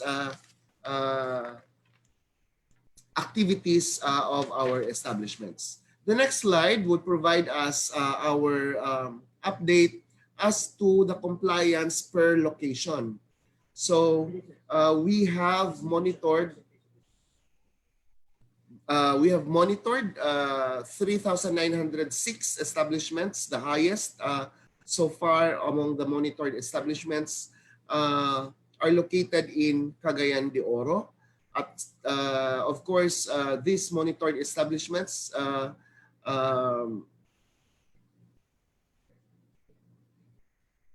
we are now, of course, also okay. This is the share of establishments monitored versus the total number of establishments that have been visited. So highest is from Cagayan de Oro, and this is understandable because Cagayan de Oro hosts the majority of our business establishments here in our region. And the next slide would provide us the update as to the compliance of establishments per location. So as we see, we are glad that all over the region, our establishments are actually are high in their compliance rate with regard to our guidelines. Next, we will provide you a glimpse on the non-conformities that we have found during our initial visit. And then, of course, we are glad that after 3 days of from monitoring, our establishments have already complied. No? For example, on the absence of signages on COVID-19 safety measures prior to entry, no? Ibig sabihin na sa gawas dapat sa gawas sa atong mga establishmento na anay mga signages on COVID-19 safety measures, no? Nga nakapaskil or nakapost, no? 321 establishments were found to be non-compliant on this, and we are glad that after 3 days, these 321 establishments have already complied. Also, on absence of signages of COVID-19 safety measures inside the workplace, 279 establishments initially found non-compliant or have already conformed to our guidelines. The third would be non-compliance on the daily health symptom questionnaire, because of course under the interim guidelines we are requiring the submission of not only the workers but also the visitors, customers, no, on the daily health symptom questionnaire prior to being allowed entry in the workplaces. 213 are all have already complied from the initial non-conformity finding. Likewise, absence of signages for one-way direction in the walkways, non-compliance to company commitment to comply with occupational safety and health requirements and updated occupational safety and health programs that would include already COVID control plan, and in that occupational safety and health program, we are thankful for the 115 companies who have already complied that were found, of course, initially non-compliant during our visit. We have also found out that 122 establishments have no contact numbers of the nearest Department of Health facility or the barangay health or the birth, no? The barangay health center that should have been posted at conspicuous places inside the workplace. And of course, 100 of the 122 establishments have already complied. So as with the 67 establishments who were found initially non-compliant or on the company safety and health programs in compliance with our guidelines. The next slide would give us an update with regard to our non-conformities, no? On temperature check for both workers and visitors. Initially, we found 376 establishments to have failed to comply with the requirement on temperature check. But after 3 days, 157 of them have complied. So we are now, and after an average of 3 days, still 219 were failed to comply.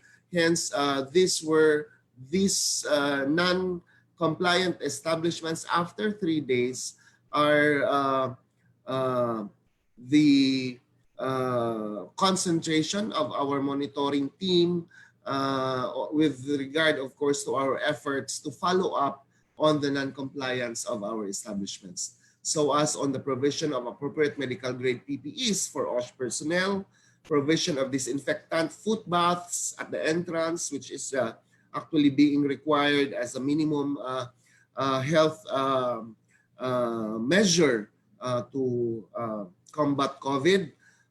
The presence of OSH personnel to handle COVID-19 symptomatic workers, and the submission of reports to the Department of Labor and Employment, specifically the workers' accident and illness report on COVID, forms of which were distributed already to our establishments and could be downloadable from our DOLE website.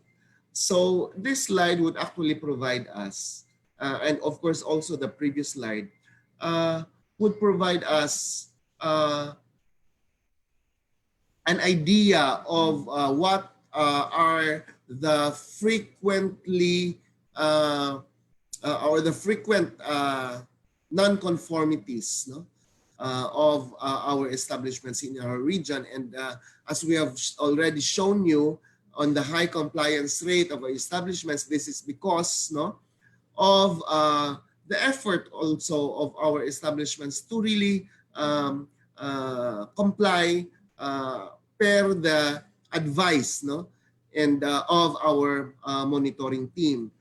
You see the monitoring team of the Department of Labor, the DTI and the DOT are doing all its best, no, and more than pa nga ang atong ginabuhat, because for example kaning atong mga signages sa sulod o sa gawa sa atong establishments, we do not wait for our establishments to do it themselves. No, our monitoring team actually brings with them already, no, a copy, no, of all of these signages, and we are actually giving out free copies already, so that and ensure that before our monitoring team leaves establishments, all of these signages have already been posted inside and outside of our business establishments.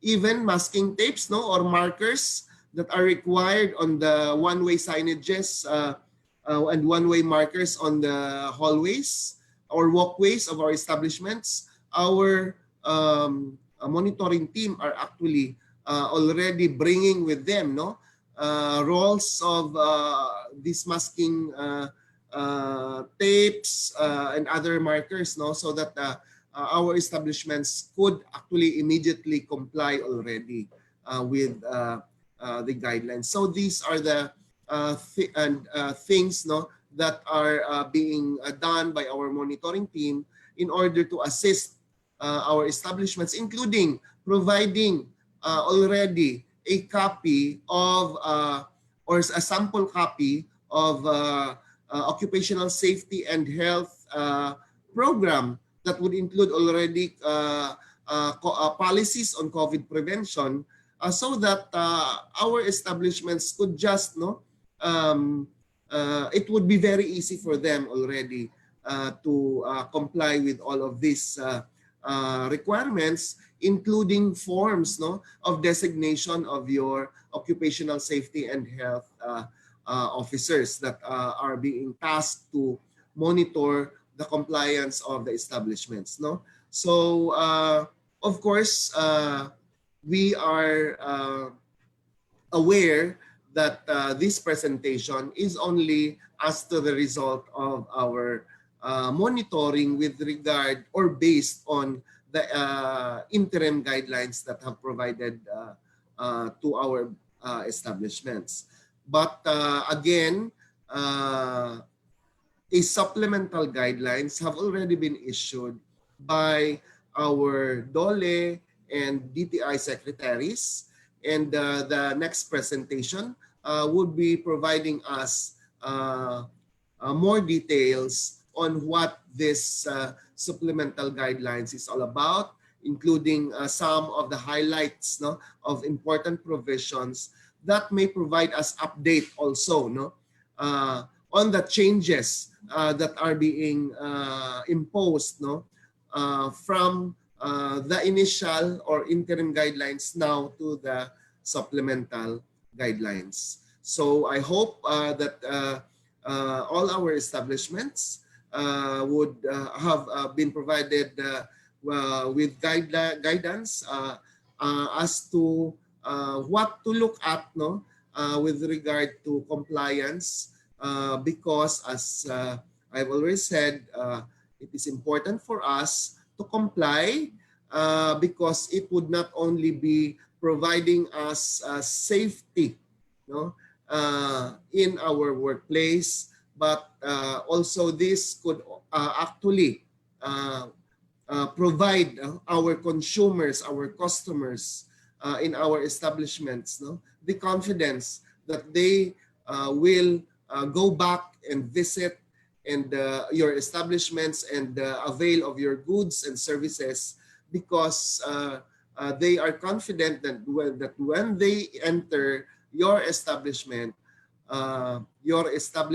is safe and that you are complying with the health protocols that have been provided and issued to combat and avoid the contact of COVID in your workplace. So we thank you for your attention in listening and your interest in the updates that we have been providing you. So the next presentation is on our supplemental guidelines as issued by the Department of Labor and Employment and the Department of Trade and Industry. Thank you very much.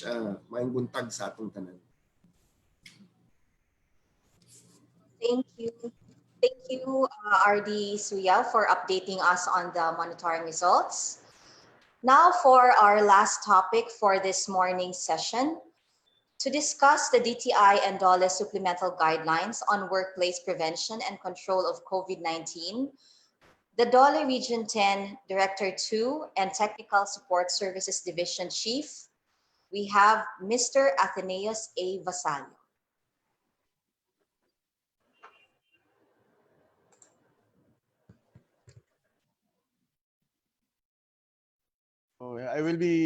I will present the supplemental guidelines on control and prevention of COVID in the workplace. The guidelines was issued or took effect last August 15, 2020. So this is supplemental, meaning there is a prior issuance on this matter, and this is the joint DOLE DTI guidelines on interim guidelines on COVID prevention in the workplace. Basically, the provisions of the interim or the original guidelines and the supplemental guidelines have the same are providing the same standards. However, in the supplemental provisions, ang bagong balaod karon is actually expanding the instruction on how to make all workplaces safe to all workers and of course to management. So, okay. First, of course, the first feature or provision of the supplemental guidelines is actually the physical and mental resilience in a program of the company in the workplace. In the supplemental guidelines, it is emphasized that it has to be increased. So what is resilience? Actually, the responsibility of management is that they have to assure or they have to inform all the workers that COVID-19 is present and it is not decreasing but increasing.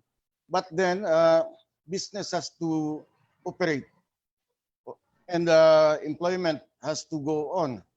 So that management has the responsibility to inform its workers that they have to be resilient, they have to adapt with the present hazard or the risk so that they will not fear in going to their establishment to report to work. How is that done? Of course, by making their workers ready. Like they have to be informed always on the standards, on the safety standards on wearing masks. It has to become a way of life. The wearing of masks, the physical distancing, and of course the regular exercise. Kung atong una, the company is implementing once every Friday exercise. Now they have to encourage their workers to exercise regularly.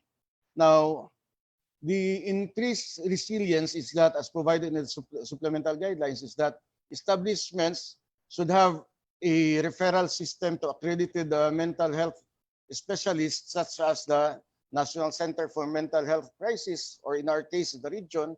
Of course, they may be referred to competent medical specialists on mental health crisis.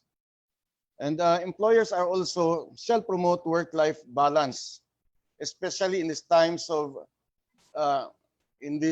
trying times, through proper scheduling of activities and workforce rotation. The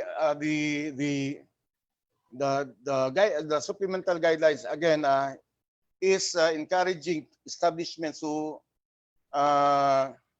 implement the flexible work arrangement, because COVID, as we know, is an environment risk, meaning it is being transmitted through droplets, so that there is a need to as much as possible to mitigate the exposure of the workers, meaning if kung possible, work from home should be implemented or the rotation of work schedule should be in place in the company.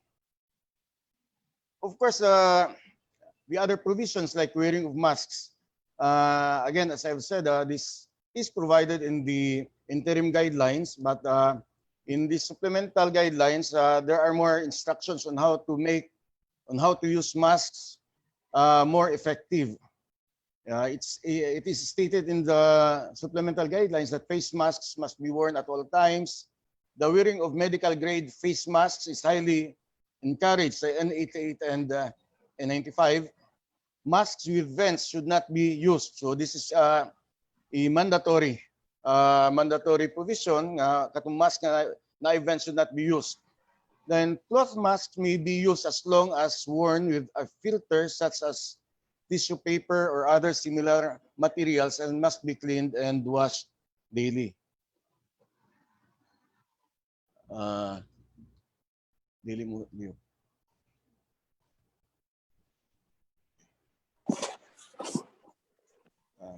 Okay.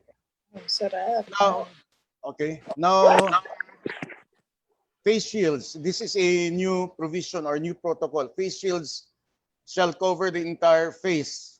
So meaning face shield is now mandatory. Face shield shall cover the entire face. If possible, this should cover the sides of the face and chin. Katong mga visor type face shield shall not be allowed. Katong nag-cover lang sa panang mata is prohibited. And face shields and masks should always be worn together when interacting with colleagues, clients, and or visitors. So both face shields and masks should be worn together. Then face shields may only be removed according to the demands of the work or when the occupational safety and health of the employees so require. So there are some works that the face shield may be a barrier in performing kaning maayong pagtrabaho. Like for example, kaning mga auto mechanics nga kinahanglan matug ilalom sa auto, then they are allowed to remove their face shields. However, upon finishing such kind specific work, then they have to wear their face shields again. Reducing transmission, the following through physical distancing. Again, this is provided in the original guidelines, but the supplemental is instructing us that physical distancing of at least 1 meter, that is the standard. However, it is encouraged that 2 meters when possible shall be observed at all times. This must be practiced together with the wearing of masks and face shields. So kung may ang 1 meter is actually the standard, but if the company will practice 2 meters distance, then it will become a best practice for the company. And the requirement of physical distancing is not enough, but it has to be practiced together with the wearing of masks and face shields. Frequent disinfection, again, frequent hand washing with soap and water or the application of alcohol based in disinfectant shall be mandatory in all workplaces. Display of signages or visual cues. So, as mentioned by RD Suyao ganina, the Department of Labor, of course, in coordination with the Department of Trade and Industry, have actually prepared katong mga signages for us to be distributed sa mga establishments during monitoring. So the signage should reflect hand washing with soap and water or use of hand disinfectants, advising employees to conduct surface disinfection in their workstations, and discouraging sharing of personal items between employees to prevent possible transmission. Bago ni siya nga advice, kaning mga personal items like utensils in the canteen or in the canteens or lounge should be prohibited. This is a new kanang provision on shuttle services. medium and large size establishments or private companies with total, example is with total assets about 50 million, are enjoined to provide shuttle services to their employees using Department of Transportation endorsed vehicles. So bago ni siya. However, there is colatilla. This may be offered for free. So meaning dili automatically free. This may be offered for free or for a reasonable fare. Okay. I would like to emphasize enjoined. So the guidelines did not actually mention about a mandatory provision of this shuttle service, but ang word na gigamit is enjoined, and of course dili automatically free, but it may be offered free by the establishment. Again, during if shuttle services is provided by the company, the same minimum public health standards must be strictly implemented. Adequate ventilation in the workplace. Adequate ventilation should be strictly enforced in the workplace. Natural air flow through opening of windows and doors and turning off air conditioning units when possible are highly encouraged. Exhaust fans and or air filtration devices may be installed. Building heating, ventilation, and air conditioning systems may be also modified. So I think ang commonly used nga conditions is kaning air conditioning. We all know that ang COVID-19 is transmitted through droplets, so that if the room is enclosed and there is an air conditioning, there is a high risk that the virus may flow on the air, and the risk of transmission will increase. Again, the same ventilation inside the shuttle services should be observed. In case of air-conditioned shuttle, the supplemental guidelines is advising the establishment that there should be an opening of the windows of the shuttle service, at least 3 inches opening. Mandatory advocacy awareness raising programs. To ensure proper implementation of these guidelines, the OS committee shall facilitate the conduct of webinars, virtual lectures, and training on COVID-19 prevention and control, including best practices to be attended by all employees and the management. We all know that all establishments are required to designate safety officers. So this will be one of the responsibility or function of the safety officers of the company to disseminate standards on how to control and prevent the spread of COVID in the workplace. We have actually provided all establishments visited with the designation of safety officers, so that kung wala sila at the time of monitoring, they will be able to designate. But now, we will be requiring additional document to prove that they are safety officer, considering that the trainings by the safety training organizations in the region has already resumed, so that all safety officers should have or should undergo the basic occupational safety and health training of 40 hours. And of course, for small establishments, katong tawag nato nga 10 hours safety training. So pangitaon na in the next round of monitoring, we will be requiring the presentation of the training certificates of all safety officers of the company, to ensure that the proper protocols in preventing and control of COVID in the workplace are being implemented. Designated smoke areas. Again, a new provision. So, kung atong una, ang designated areas are kanang naima confined places in the establishment or outside the establishment. Now, the supplemental guidelines is very specific. Designated smoking areas in the workplaces shall be provided with individual booths So employers shall require employees to strictly observe physical distancing measures and other applicable health protocols when smoking.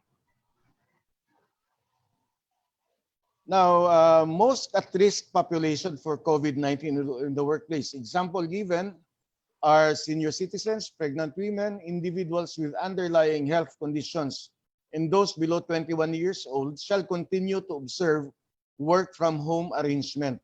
So kani sila, in fact, in the IATF general nga resolution is that this sector of people are not allowed to go out generally. But work-related condition, when needed to occasionally report to work, they may be allowed to, provided a certificate of fit to work is secured from the OS personnel or safety officer, and must stay in the workplace for a specified number of hours. So they are allowed to work, but they have to get a certificate of fit to work from the safety officer of the company. Restriction of mass gatherings, depending on the risk classification of the workplace locality as defined by IATF, risk severity grading, employers shall follow the strict restriction on mass gatherings such as only 10% seating capacity for meeting rooms in high, moderate risk areas like confined spaces. So kung kanang mga conference room nga enclosed, air-conditioned, 10% seating capacity must be observed. Now, a maximum 50% seating capacity for low-risk areas like katong mga open areas. So, kung more than 10% in confined or air-conditioned room, so it is advised that we just open the windows, the doors, so that air circulation will improve, and we can improve the 10% seating capacity for meetings. Again, staggered meal hours provided by the supplemental guidelines. Employers shall adopt staggered or alternate meal schedules to lessen contact among its employees. Eating alone in the workstation is highly encouraged. Now, particularly in our office, we are encouraging all our staff, co-workers to eat in their workstation, meaning sa table, kay para nga the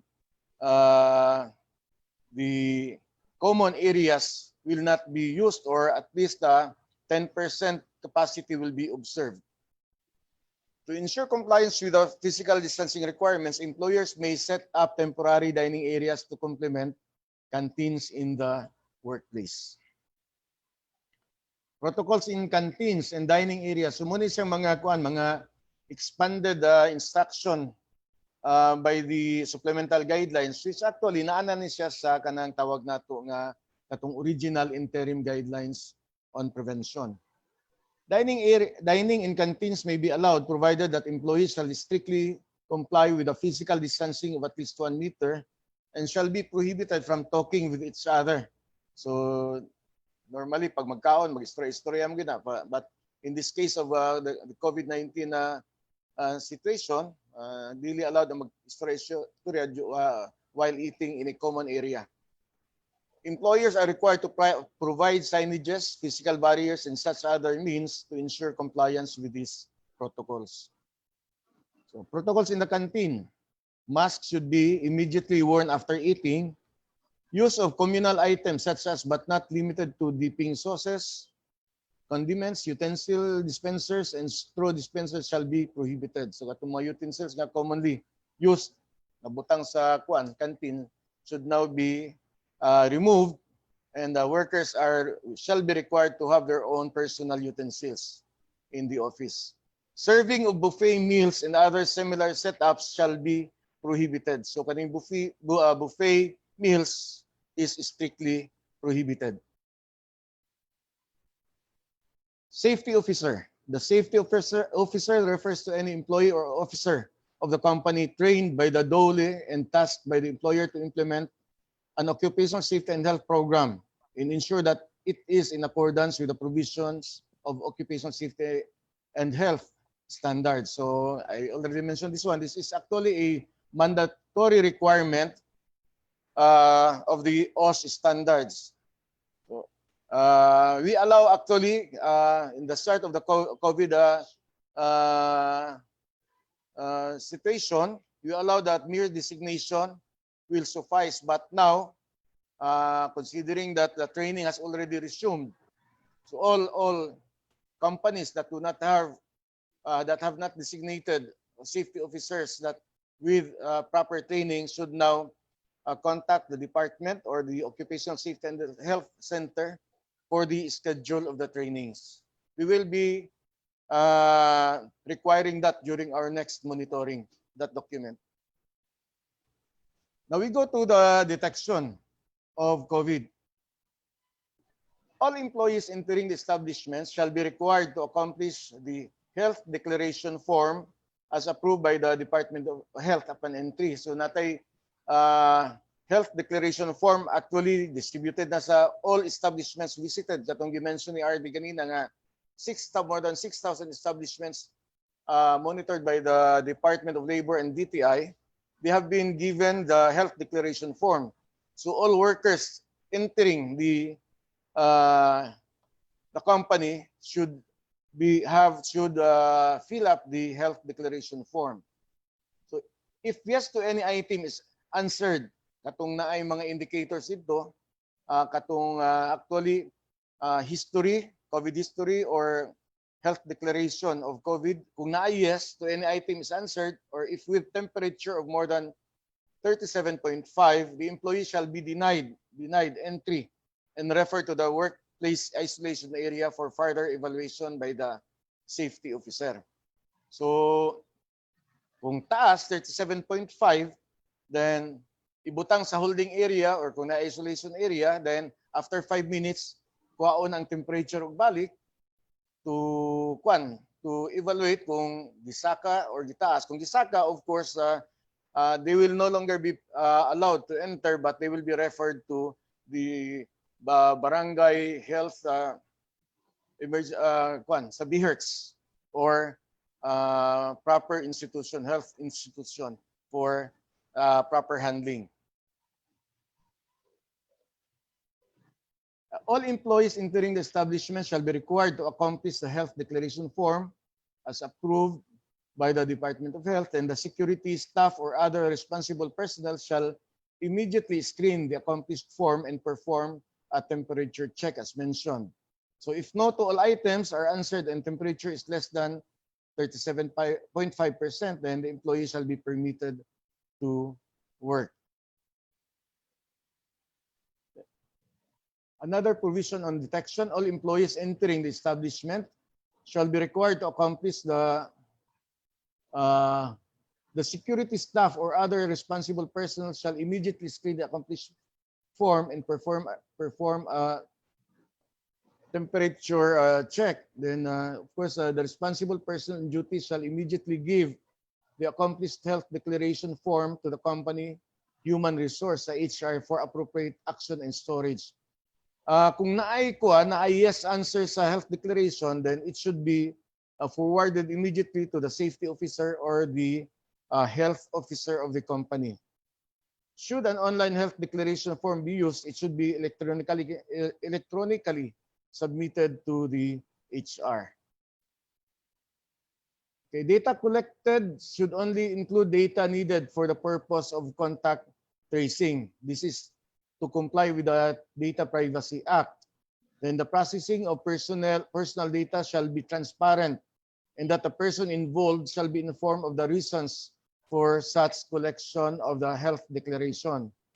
Then reasonable and appropriate security measures and safeguards shall be implemented to protect the personal data collected, and that the personal data shall be stored only for a limited period and shall be disposed of properly after 30 days. So kanang data nga makuha, so that dili mabulka ma-voluminous mo na. Kung you have 1,000 workers or more, then dagan ka na siya nga documents. So provided by the supplemental guidelines, 30 days lang ang lifespan ana sa kanang data health declaration form. Employers shall direct symptomatic individuals through the designated primary care facility or telehealth consultation. Employers may contact the DOH through its hotline 1555 for guidance on the handling and referring of symptomatic employees. So kung na-symptomatic, as found in the health declaration, the company should ensure that the worker will not be allowed to enter or will be referred to their isolation area so that the risk of transmission will be avoided. Then, of course, the workers should be referred to proper institution like the DOH or the local government units, either the city, the municipal, or the barangay. Remote management of cases and close contacts. So employers shall ensure that employees, regardless of work arrangement, have access to telemedicine services, either through health maintenance organization, employer-initiated telemedicine services, or barangay health center. So it is required that the employer shall give information to the workers on where to go if mahitabo nga naasay symptoms or nasay because of exposure, nasay contact with a positive person, positive COVID person, then makahibalo siya kung asa siya moadto. Of course, cheapest nga kuan kaning tawag nato nga cheapest and of course effective nga kanang tawag nato provider is always a barangay health center because they are properly trained by the DOH and of course by their mother local government units. Isolation and referral area. Isolation area in the workplace. So for large and medium-sized private establishments with total assets as mentioned in the supplemental guidelines, those assets with establishments with assets of above 15 million and establishments with multiple tenants are mandated to provide an isolation area which shall be other than the company clinic. So na may katong 200 workers up nga establishments, they are required to provide a clinic. But for cases sa kaning isolation area, it should be separate from the required company clinic. And one room for every 200 employees. Ang purpose aning isolation area is actually to mitigate or to further caution the spread of COVID kung naay mga suspected nga tawag nato symptomatic persons or workers in the workplace. This facility, which must be located near the entrance or in nearby facilities, shall be for employees needing further assessment due to elevated temperature, presence of flu-like symptoms, any yes answer to the health declaration or exposure history to a COVID-19 case. Malls and buildings shall have at least one isolation area near its entrances. The designated isolation area, so in an isolation area, shall have adequate ventilation and available PPE for the health personnel and symptomatic patients. So health personnel that will be handling the symptomatic patient, the company is required to provide the health personnel with proper PPEs. Private establishments unable to establish an isolation area may make arrangement with a temporary treatment and monitoring facility nearby or with a barangay local government unit for immediate referral of employees who need to be isolated. So nagay mga establishments, because of their geographic location or because of the composition of their building, dili maka-provide og kanang isolation unit, then they have to have a regular or contact or communication with the barangay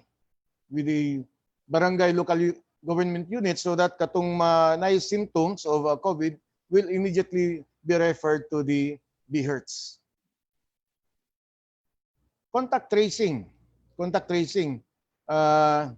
The original guidelines actually is ang contact tracing provision is only on the health declaration. But now in the supplemental guidelines, there are further instructions on how to expand contact tracing.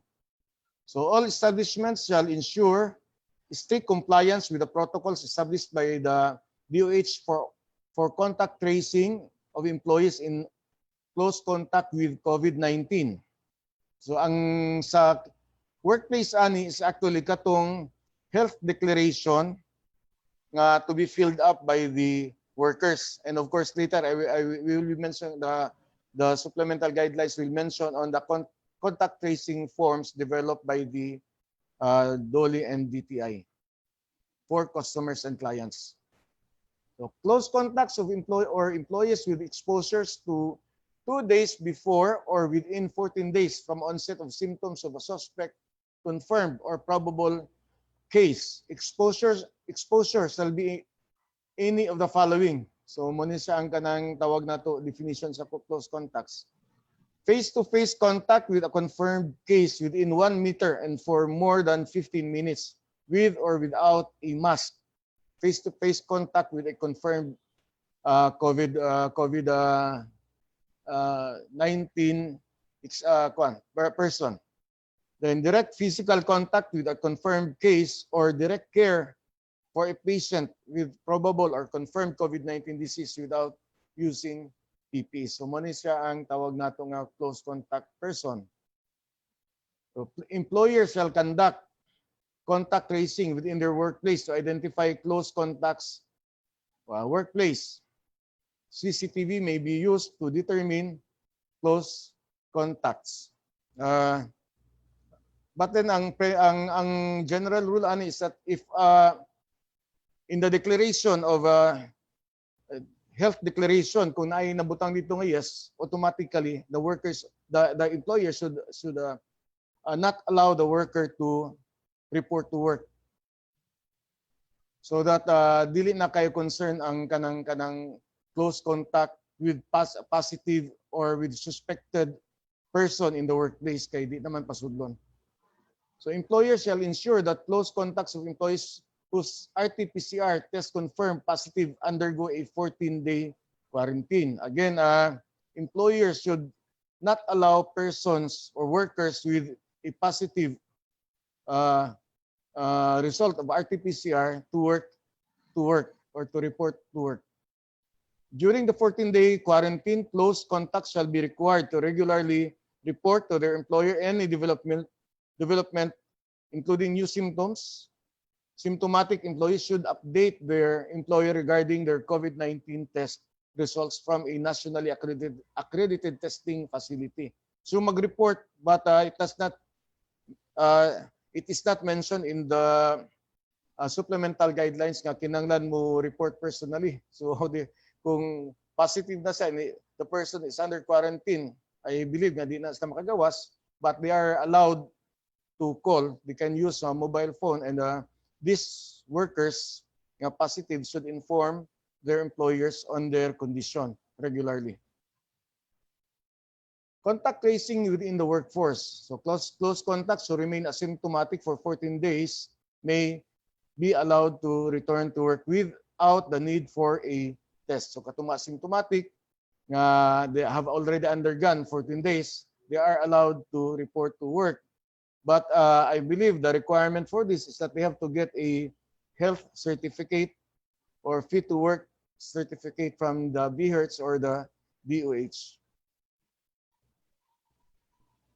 Customers, including visitors entering the private establishment, shall be required to completely accomplish the contact tracing form. So maning bagong provision, contact tracing form for visitors, clients, customers, kaya atong una sa original nga guidelines katong sa interim is that ang form ilang fill upan is the same with the health declaration. So karon is kuan lang contact tracing form nga again developed by DOLE and the DTI. Contact tracing forms shall be surrendered daily to the HR for future reference and safekeeping. So again, contact tracing for the clients should be surrendered sa HR daily, on a daily basis. And of course, kung naay makita dito nga kanang ma-notice nga if the client, the customer, comes from a declared kanang tawag nato lockdown nga community, then this should be, this information should be urgently or immediately forwarded to the competent authority like the DOH or local government unit for further evaluation. Employers shall explore the use of technology, such as the use of contactless forms. I think some big companies have already developed this one. Kanang dili na kinanglan mag sulat, kuha na gadgets na these are encouraged. Okay, another is a referral of symptomatic individuals shall be coordinated with the nearest healthcare facility as provided under the latest DOH interim guidelines. So kung naay kuan symptomatic, as I have said, they should be prevented from entering the workplace. Iadto sa isolation area and then referred to proper authorities. We go now to testing. In the original guidelines, kaning testing is not elaborately mentioned, but in the supplemental guidelines, daghan ang mga instructions. However, this provision on testing, natay kanang succeeding nga advisory and is signed by the Secretary of Labor, si Secretary Bello, and of course Secretary of the DTI by Secretary Lopez, clarifying the provision. Because dini, the following priority workers may undergo ang gibutan, may undergo. Because sa original nga issuance sa supplemental guidelines on August 15, shall undergo ang nabutang. So in the advisory issued on August 17, so succeeding, dili na shall ang gibutang dito but may, as advised by both secretaries. May undergo RT-PCR test. So all employees in the hospitality and tourism sectors in El Nido, dili man ni sa Region 10, but I'll just mention it. In El Nido, Boracay, Coron, Panglao, Siargao, and other tourist zones as identified and declared by the Department of Tourism once every 4 weeks. So may undergo. Now, unsa may unsa may consequence aning may. So kung may may, it will now be company policy kung they will subject their workers to a regular testing.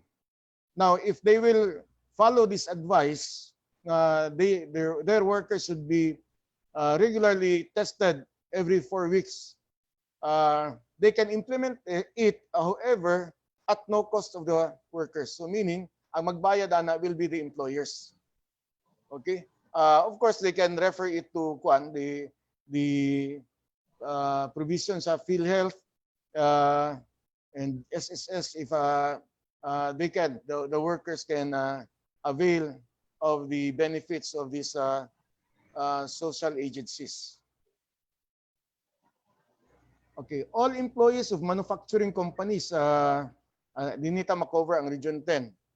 All employees of manufacturing companies and public service providers in economic zones located within special concerns. Kaya kita naman tayo economic zones ini, like we have FIBIDEC, we have the PESA. So may be tested once every quarter. So may be tested. So meaning the company can implement the testing at their own cost, not the workers.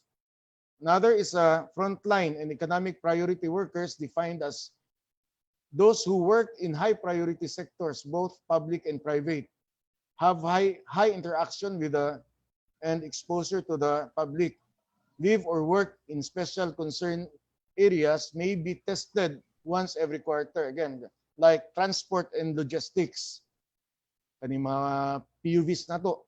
Drivers of taxis, ride-hailing services, buses, public transport vehicles, conductors, pilots, flight attendants, flight engineers, rail operators, mechanic servicemen, delivery staff, water transport workers, ferries, inter-island shipping ports. So the company may require their workers for testing every quarter. Another is frontline economic priority workers. So food retail, waiters, waitresses, bar attendants, baristas, chefs, cooks, restaurants, managers, and supervisors. And for education, teachers at all levels of education, other school frontliners such as guidance counselors, librarians, of course, once nga nanay face-to-face nga classes. Another frontline and economic priority workers, financial services like bank tellers, non-food retail cashiers, stock clerks, retail persons, and market vendors.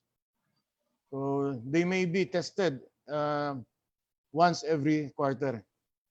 Another frontline and economic priority workers, services, hairdressers, barbers, manicurists, pedicurists, massage, and messengers, parking attendants. And kanisla belongs to priority priority sector.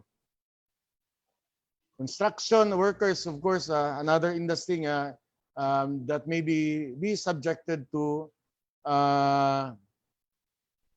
testing. And plumbers, recycling, engineers, janitors, and cleaners. And others, public sector, of course, judges, courtroom, clerks, staff, security, and all national and local government employees rendering frontline services. And mass media, field reporters, photographers, and camera crew. So, ako lang balikon nga, they may be subjected to testing, RT-PCR. But of course, it will be the company policy that will be followed in case kanang we implement ani. So all employees who are close contacts and experiencing symptoms of COVID-19 must undergo RT-PCR testing. So all employees who are close contacts and experiencing symptoms of COVID-19 and must undergo RT-PCR. Employers shall inform the LGUs having jurisdiction over the workplace and the respective residents of the symptomatic employees and the close contacts before testing for monitoring purposes. Kaning sa ako ng silti kanina, kaning mga symptomatic na symptoms, automatically they should be referred to the local government units, the BHERTs, or the DOH for proper handling. So ingana na sa now, the RT-PCR will now be the responsibility of the proper agency. Okay, asymptomatic employees with travel exposure to COVID-19 shall undergo 14-day quarantine. This is the general rule of the IATF. Kung naka-expose ka and you have symptoms, then automatically naka 14-day quarantine, and you are not allowed to, of course, to report to work. Upon its completion and prior to resumption of work, the employee shall present a certificate of quarantine completion from the step-down care facility or local health office. So muna akong ingon ganina nga, then the worker shall present the certificate issued by the local health office. Okay, RT-PCR or antibody-based tests are not recommended nor required for asymptomatic employees returning to work. So employees physically reporting to work shall be screened for COVID-19 symptoms, including fever, cough, colds, and other respiratory systems and or symptoms and or determination of travel exposure to COVID-19 cases within the last 14 days. This will be actually 14 days quarantine is required by IATF and the local government units, so that asymptomatic but you are exposed, you will be subjected to 14-day quarantine. Then no need for testing. The mere certificate clearance from proper authorities will suffice in returning to work and presented to the management. Employers shall establish OSH committee. Kanisa part of the supplemental guidelines, but also standard ni siya sa safety legislation sa Department of Labor nga dapat na safety committee in all establishments.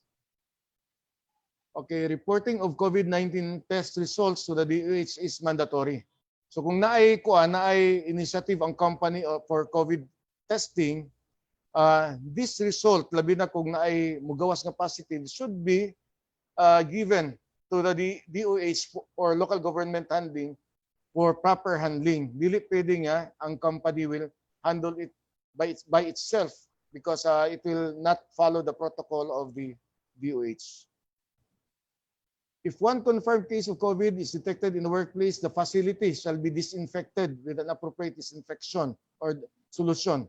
So kani importante kani siya once nga naay kuan na ay COVID positive nga naka-report sa trabaho, dapat ma-disinfect ang entire building. So we go now to the leave of absence and entitlement. So use of leaves of absence and entitlement shall be governed by the pertinent rules of the Department of Labor. The general rule is that no work, no pay. Mo magina siya, no work, no pay. But the management is encouraged nga kung naapay leave credits, the workers should be allowed to avail of the benefit. Okay. Okay. Employers are highly encouraged to provide sick leaves benefits, medical insurance coverage, including supplemental pay allowance, if possible, for employees who test positive COVID-19 or close contact who have undergone a 14-day quarantine. So highly encouraged ang management if it is determined that the COVID-19 is kanang tawag nato acquired in the workplace, then the management is directed or encouraged to report it to the ECC so that it may be determined as work related if the same disease or sickness is acquired in the workplace, so that it will be assisted by the Employees Compensation Commission through its program. So I think basically motoy meet sa kanang supplemental guidelines on control and prevention of COVID. As mentioned by RD Joff, the mode of monitoring or inspection of the Department of Labor, of course, and the Department of Trade and Industry on the implementation of these protocols is not regulatory but developmental, meaning when we visit the establishment, the purpose of the visit is to help or to assist establishments who are allowed to work or who are allowed to operate in these times of COVID. So please welcome us when we visit in our establishments, because we are there to assist, not to enforce or not to police for purposes of compliance. And thank you for listening, and of course thank you for giving time in this presentation. Okay, thank you, Mr. Vasallo. For some quick statistics for this morning's webinar session, this is as of 10:30 a.m. We have a total number of 229 webinar registrants and a total number of webinar participants at 130 from the top 5 industries of manufacturing, construction, agriculture, academe, and wholesale and retail. So as of this time as well, we have already 50 FB Live shares, and we have reached a total of 6,566 individuals through our FB Live. So ayan, thank you very much everyone for being on board. Now, before we proceed to the open forum, let me first acknowledge our partners who are viewing right now, the members and officers of the Regional Tripartite Industrial Peace Council of Northern Mindanao, or the RTI-PCNM, headed by the Vice Chairperson for Labor, Mr. Nicandro L. Borja, and the Vice Chairperson for Management, Ms. Vivienne M. Lawanza. We also have the members and officers of the Northern Mindanao Federation of Family Welfare Committees, or the NMFFWC, headed by their chairperson, Ms. Urchilin C. Vasallo, and the Vice Chairperson, Mr. Jose Eric C. Baralea. So thank you again, everyone, for actively viewing this webinar session. Now we proceed to the open forum. Our resource speakers are now ready to answer your queries. Participants may now ask questions through the chat box. Kindly include your name, the name of your company, and who the question is addressed to. Reminding everyone to please keep your microphones on mute. And again, for those who have registered, please fill up the feedback form with the link provided in your chat box. This is a prerequisite for you to receive your e-certification of participation. The certificate will be emailed to you through the email address you provided upon registration to this webinar session. Your feedback will greatly help us improve our future webinar sessions. Now for our first question. This is for DTI, Attorney Brillantes. This question is from Ms. Crisada Sangkahanod. She has actually two questions for DTI. Question number one is, can the DTI impose sanction to any establishment found violating the DTI and DOLE guidelines for the control of COVID-19 measures? For her second question, on the other hand, is it mandatory to undergo swab testing prior to employees' work resumption pursuant to DTI and DOLE JMC 20-04? Attorney Brillantes. Hey, thank you very much for that question. Kinsa ganito nag-ask si Miss Crisada, sir. Crisada. Ms. Crisada, thank you very much for your question. And before I will answer your question, allow me first to advise all the companies that are here from the management and even from the labor sector to get hold of a copy of the joint DOLE DTI supplemental guidelines, as well as the previous issuances, including the advisories. Murag mo na ni karon inyong Bible with respect to the operations and prevention of COVID-19 in the workplace. So to address the first question, if maka-impose pag sanctions ang DTI, the rules provide that if companies is found to be having non-conformities, non-complying with the DOLE DTI guidelines, it may be temporarily closed.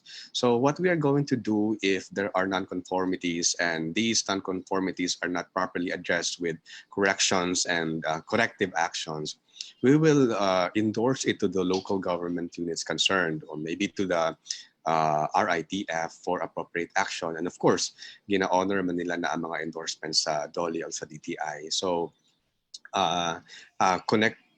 connecting lang po, because I received a text message which is relatable to your question. Why do we have to do this? And why do DTI and DOLE has to do this?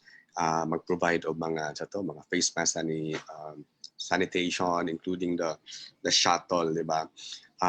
It is very important because if dili mag-comply ang establishments, and because we have post-audit mechanisms, and if makita nga non-conformities and despite wala yapon siya na immediately corrected, it can be very expensive on the part of the company. Imagine a temporary closure, and much more if there are confirmed cases of workplace, because as mentioned sa presentation ni Director ganina, if only one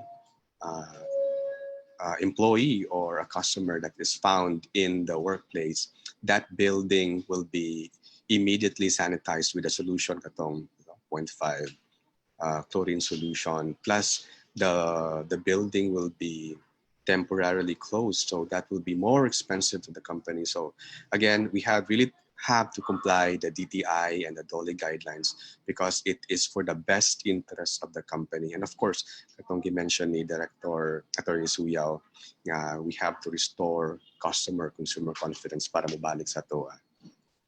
And I think the next question is swab testing. No? We believe that this has been answered by the good director who gave the presentations as supplemental guidelines. I think the keyword there is optional, because based on the latest advisory, the words that is being used is may So based on the presentation, the supplemental guidelines use the word shall. So katong mga workers in the priority sector, sometimes we call them workers at risk. Sometimes we call them the face-to-face workers. That is why we have to give special attention because they are vulnerable because of the nature of their jobs. The recommendation there is once in every quarter. But then again, the word used is may, so that is optional but highly encouraged. We're urging everyone kung pwede mahimo nila. And it will only be mandatory when the concerned worker is already exhibiting symptoms, so symptomatic na siya. So asymptomatic, no symptoms, that will be optional. Priority workers, those areas nga dapat siya ikuan. I think they using the word special areas of concern. No, dapat siya recommended for testing. But for employees already exhibiting symptoms, symptomatic, dapat na siya testing. So kanala, I hope we were able to address your question. Thank you very much. Thank you, sir. So still for DTI po, sir. This is from Sam of Cagayan de Oro City. He has two questions as well. First question is, how does DTI ensure compliance of the prescribed 30% or 50% operation capacity of establishments? For his second question, is there a standard specification or design of face shield to be used? Okay, thank you very much, Sam, for that question. As to the first question, how do we ensure? What we have with DOLE, DOT, and with the LG, our post-audit mechanism. So we will be there, surprise visits. Well, we're given visitorial powers naman, no? And we are going to audit. Kung makita nga non-conformities, moriya po siya sa company, no? Na ay corrective actions of corrections. So that's how we are ensuring it. We also have monitoring officers all over the region, as presented by RD Suyao. We are actually one of the highest number of monitored establishments all over the country, only next to NCR. And congratulations for that, DOLE, and for the rest of the team. And this is how we do it. And we also connect with the local government units concerned because, as you are aware, dili man sa tanan nga panahon na ang DOLE na ang DTI magtanaw sa company 24/7. So the operational capacity is depende sa level sa quarantine classification. So for example, establishments nga 50% operational capacity in MGCQ, dapat maura na siya, GCQ 30%. But then again, at the end of the day, we are encouraging the companies to police themselves sa akong gingon ganina, because if you are violating it, it will not be for your best interest. It will be more expensive later on because your businesses will be temporarily shut down in case na ay ma-found even one lang COVID positive sa inyong establishments. And sa second question, otro ka ganito, MC? Sir, is there a standard specification or design of face shield to be used? Let me go to my código. I will not be pretending to be from the Department of Health, but I will just refer this para dili ko masayop, no? One of the features at those supplemental guidelines is the adoption of the use of face shields together with, the keyword there is together with the face mask. So dili pwedeng a face shield lang without a face mask or the face mask without a face shield. It comes all together. And based lang ni siya sa guidelines, the face shield shall cover the entire face, completely cover the sides and length of the face. No, if possible, face shield should extend to the ears below the chin. So mora na siyang requirement, and ang gibawa lang is ang visor type face shields. So what are these visor types? Na-confuse po ko at first. I thought mo ni siya katumurag antipara nga face shield, pero sayop di ay ko. We validated this from the Department of Health. What they mean sa visor type face shields are those face shields na more siya visor sa helmet nga mata ra bitaw makita ay matabunan. So that's what they are prohibiting. But then again, if you have questions kung unsa ni siya, the better agency to ask is the Department of Health. But I am only referring to the supplemental guidelines. The visor type facial shall not be allowed. And again, face shields and masks should always be worn together, especially when interacting with colleagues, clients, or visitors. And there is this provision na nagkakos siya og confusion I think last week, because unsa na laman daw tong mga workers na kailangan jud tangtangon ng face shield because of the nature of the work. Just for example, the BPOs and the call centers. Can you imagine when they are talking to their clients abroad, they have this headsets with a microphone attached to it. So kung naa siya face shield sa gabal siya. And of course, what about those workers na mag-face shield but sacrificing their safety and health of the employees concerned? So we are glad that the supplemental guidelines provide that face shields may be removed according to the demands of the work or when the occupational safety and health of the employees so requires. So sa amo ang kauban dire nga kung na siya maglingkod, kung mag-face shield siya, then nearsighted man siya, di siya kakita na. So when it already affects the demands of the work and when the occupational safety and health of the employees is already affected, and the supplemental guidelines allow us to remove the face shield. I hope I answer your question. Thank you very much. Okay, sir. This is from Dom Victoria. This is connected to the earlier question. I'd like to ask whether or not retail or wholesale require visitors or customers to wear a face shield.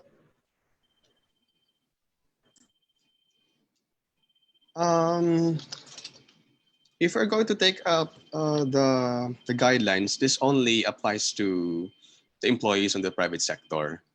No, the face shields are required sa sort of transport sector, the PUVs, diba, based on the memorandum circular from the DOTR. And here comes DTI DOLE.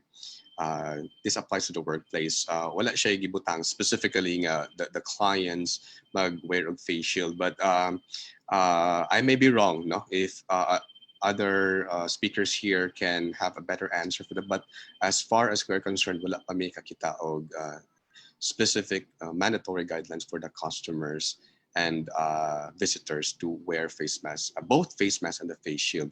But although ma-observe nato, especially in Cagayan de Oro, ang ato ang mga visitors sa malls and other establishments, from disembarking the public transportation, they already go into the mall with their face shields and face masks on. So I think that's a good practice coupled with social distancing. Sige po. There's another question po from EA. I would just like to ask if DTI has a standard rate for rapid tests, since they are LGUs requiring the APOR to be tested upon entry of a municipality. In Surigao, we have to pay 2,500 pesos. In Camiguin, 1,200 pesos. And in Butuan, 900 pesos. But there are some LGUs po na free lang. I wish I can answer your questions. Is it referring to the suggested retail prices of testing? No? But as far as DTI is concerned, we are not regulating the prices of the swabs or the RT-PCR. First and foremost, it is under the jurisdiction and authority of the Department of Health, and we cannot impose sanctions or regulations testing. But I think more like ang imuha ramang points or questions, as I can feel it, is that LGUs are imposing different rates, like 1,000, 3,000. So, the DTI cannot, in a way, regulate the prices of the RT, PCR or the swab. We will have to wait for the Department of Health, to the Food and Drugs Administration, for that, should it be regulated. Okay po, sir. Thank you for that, Attorney Brillantes. The next question po is for RD Unchuan of DOT. Ma'am, this is from an FB Live viewer, the Festival Queen of Misamis Oriental. The question is, RD Unchuan, during this pandemic period, our festival industry is among the most affected. How can the DOT help us in terms of livelihood programs? Of course, we all know, no, and then it's been stated in the IATF that public gatherings are still not allowed. And I think the local governments have regulated na no fiesta, no festival as of now, no big events. I'm not sure if the one who's asking the question is part of is it an event management company or is it an LGU? Kasi it's different, no? It really depends. But with regards to livelihood programs, siguro specifically for community-based, usually kasi yan, it's either event organizer or mga community-based tourism enterprises. No? With regards to livelihood program, the secretary, I think it's in the news now, the secretary has been appealing to Congress to release a 10 billion for rehabilitation for businesses and for communities. And it's there in the program. Kasi right now, what we're doing because of the lack of funds is to really just hope that that bill is passed. Because for the regional offices kasi, since we do not have budgets, I think it's the same with the other agencies now. We do not have any more budgets for any programs. We're just working with local governments. And right now what we're doing is only basically just product development and training. Yeah, for community-based, we do provide industry skills training, no? And but we do it per local government request. So and in partnership with the local government, they can avail of the trainings. We do have a lot of webinars, but with regards to livelihood assistance, they will have to avail of the programs of the DTI, DOLE, and but hopefully if the 10 billion pushes through and if the BICAM considers the livelihood component of the TRRP, the Tourism Recovery Program, then we might be able to extend it kasi part of the program for the 10 billion that was suggested was a cash for work. But since we are still awaiting the results of the BICAM committee and the passing really of the Bayanihan 2, then we will have to wait. But that's one of the provisions of the proposed provisions of Secretary Puyat in the Tourism Recovery Program. Okay po. Thank you, ma'am. Still for DOT po, this is from FB Live. This is from a concerned citizen. Ma'am, what is your stand regarding the 80% sale issue of a CDO-based mall since the said mall is a MICE accredited facility? Yes, actually, we were there last week, no, and we issued a notice to explain because it was clearly a violation of the social distancing and the health protocols. So it's under investigation because we did issue the PCAO, the provisional certificate to operate, and we've already referred it also to our OTSR, our tourism standards. And after we've received their explanation, we're evaluating it. But of course, and it's unfortunate that it happened, no? But actually, the guidelines were submitted to us and the preparations were submitted to us. I think the problem there was not the event per se, because they did have their regulations in the event, but I think it was a matter also of crowd control. But it is under investigation, not just from our agency, but other agencies as well. Okay po. Next question is also from our FB Live. This is from Miss Karen Cara. Are there any penalties or sanctions of those establishments that violate the minimum health protocols and operating without the authority to operate issued by DOT? Yes, of course. If you have an authority to operate, you sign a certificate of undertaking, and including, that includes the agreement that you will conform with the standards and the protocol. So if we find out, if there's a complaint, or we find out during our random checks that there is a violation, of course, it goes through the due process. But when we find out that there is a violation, then we will revoke the certificate of authority to operate.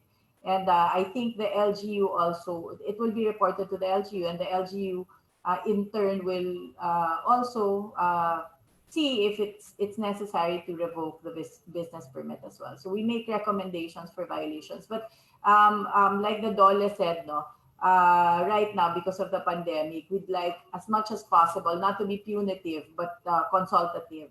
So if there are some violations, of course, we weigh it, no, and we usually advise the tourism related establishment to comply, and we give them due process, and we give them time for compliance.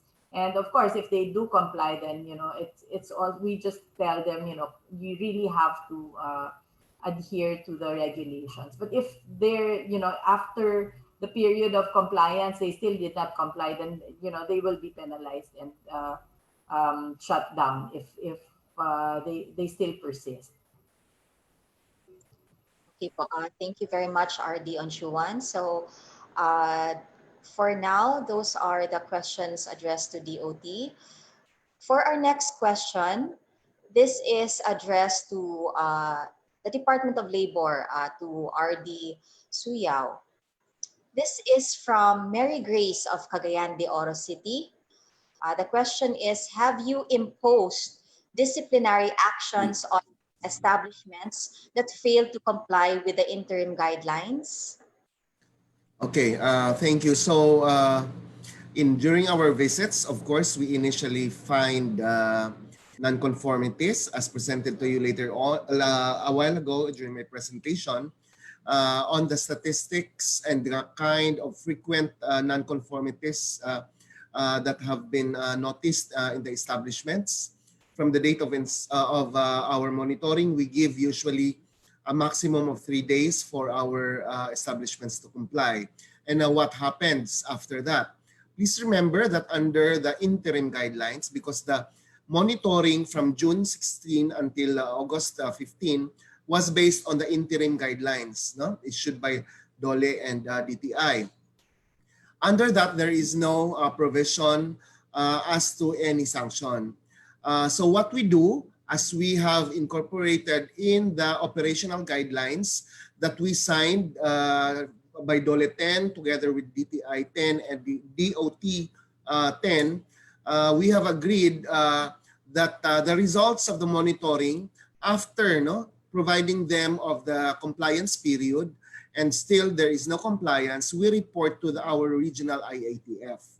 Now, our region, because we are reporting to the regional IATF because, again, the interim guidelines is pursuant to the directive of our IATF. So we are reporting to our IATF and we let our regional IATF do the recommendation whether our IATF will report this also to the concerned LGUs and let the LGUs do their appropriate action.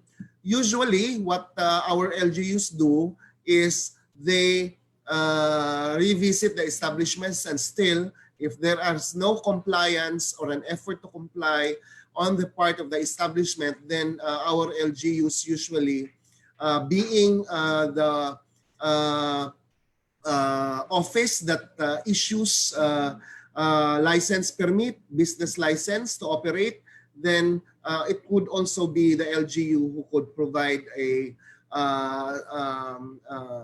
action such as temporary closure, for example, of establishments found still not complying, and then our LGUs would only allow the opening of such establishments when the establishments could already prove that they have already complied with the findings. No, so meaning it is not on our part. No, specifically in the Department of Labor, we don't have that power. But remember, under our supplemental guidelines now, no, dinhi sa supplemental guidelines nato karon nga nag-take effect katong August 16 na anay gibutang didto nga provision specifically that our local government units already could provide are really authorized, no, not just through their own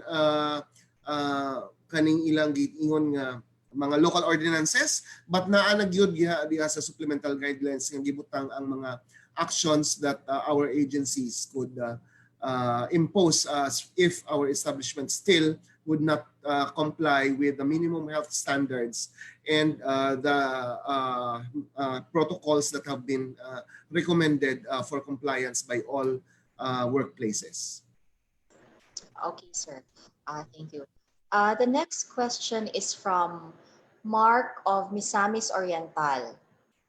Is the face shield necessary for construction workers working on heights in the interim guidelines set by DOLE and DTI? Okay, maybe I'll let Director Vasallo answer this. This is because this is a technical question. But of course, as far as I know, in non-construction industries, because remember, the Department of Public Works and Highways, DPWH, has also its own protocols when it comes to construction. No, but for non-construction establishments, with regard to face shields, no, gi-emphasize na kana nga ang mga face shields mandatory na dinha sa sulod sa workplace. So tanang workers dinha sa workplace dapat nakasuot og dili lang face mask but also face shields. There is a question a while ago with regard to how about the customers. So please remember that what we have now with regard to mandatory wearing of face shields is the circular that has been issued by the Department of Transportation, which is dili gyud pwede nga ang mga mananakay sa atong mga public transport dili magsuot og face mask plus dapat na ay face shield. That is now being imposed by our Department of Transportation. So if you ride a public transport, then you should have a face mask and a face shield with you nga nakasuot. Kay dili ka pa sa kayon. Now, DOLE and DTI's supplemental guidelines says that dapat ang mga workers, ang mga trabahante, dili lang dapat face mask ang suot, naka-face shield na pod. So ang question is, how about yung mga customers, no? Mga customers. Please remember that for public places, for example, sa mga kadalanan nga maglakaw, kinahanglan na ba? And inside other buildings, no? Sa mga kadalanan and other public places, it should be with the local government unit. Dapat na ang mga we take note that other slowly, no, ang ubang mga local government units naga-impose na ni ani nga dili lang pod face mask ang isuluot sa ilahang mga sa mga tao kung naa sa mga kadalanan, but also face shields, no? But not all LGUs are still implementing this because bag-o pa man kani gi-implement manggod just this week sa DOTR and the DOLE. So our LGUs are also catching up so that they could also provide guidance on the public, no, kaning wala sa sulod sa workplace ug wala sa sulod sa mga public sakyanan. Now, for example, ang question na ay sa mga malls daw, no? Kaya ang workplace is didto raman sa mga tindahan. Pero kung musulod ka sa mall, that is already we give it to also to the management or administrators of the building, no? Kaya dapat sila ang mag-impose ni ana if they really want their areas to also be protected. Kaya of course, dili lang man ang interaction is among the workers, that the interaction could only be between workers and their customers or their clients or visitors. So, for example, in a store or in a restaurant na anay mga nakabutang na nga mga barriers, di ba? Mga plastic barriers, etc. Kinahanglan pa bagyod kuno nga magsulob og face shield og face mask ang mga trabahante bisan na anay face shield. Yes, the answer is yes. Because remember that your cashiers, for example, or ang mga frontline workers ninyo are not only dealing with customers. So even if there is a face shield, even if there is already a barrier, plastic barrier or whatever barrier is that, whatever material, it is also dili lang man ang imong worker maki-interact sa customer. The worker, for example, is also interacting diri sa sulod with the co-workers. So that is why it is also and it is mandatory for the workers, all workers, to wear the face mask and the face shield. Of course, na ay mga exception ni Ana. For example, kung magkaon ka, di ba? Pero na may guidelines po sa pagkaon nato, di ba? Dili naman allowed ang mga mag-atubang ngayong magkaon. Dili po allowed ang mga close contact, kay dapat 1 meter between you and your co-workers. So these are the things that are to be taken note of when it comes to our wearing of face shields, because even though naakay barrier between you and your customer, but of course you still have to wear it because you are not only interacting between your customer, but you are interacting also with your co-workers na anaadi na sa imong mga tapad. So maybe Director Vasallo could provide us an answer on the specific question with regard to construction industry. Okay,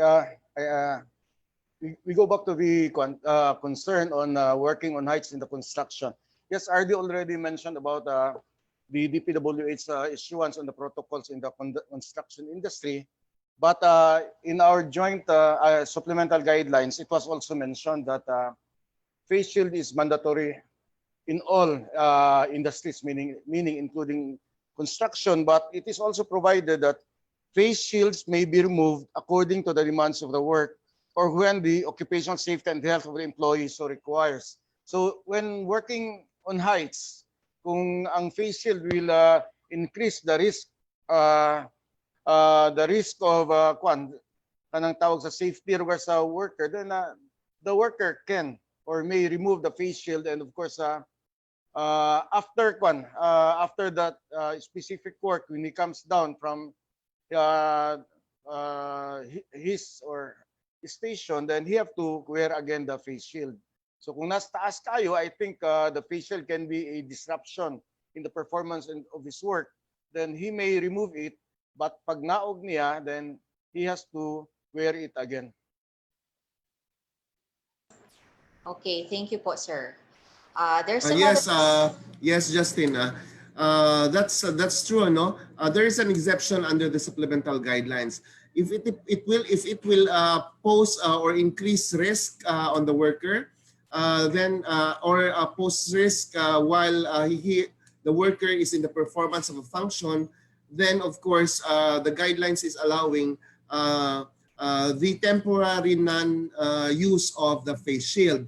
But of course, it is also understood that kung mahuman na ka and while sa ana nga specific na work, then you are mandated again to wear a face shield, especially when you are going to interact with a fellow worker or with a customer. So naay mga exceptions, especially katong sa mga risk sa health sa workers, but ang mandated ni ana kung naana kay interaction with your coworker and with the customers, then you really have to wear back your face shield. So in the example, if you are at height, working at height, well, of course, understandable nga usara man ka na adidas taas, pwede nimo nga tangtang. That's an justifiable or that's an excuse, no, nga that could be justified. But of course, kung manaog na ka o ma-interact na ka sa ubang mga workers nimo, co-workers, then of course, it is mandated that you really have to wear the face shield. Thank you. Okay, thank you po, sir. Another question from Alexter Sombilon of Archen Technologies Incorporated. In the construction industry, is full working capacity allowed?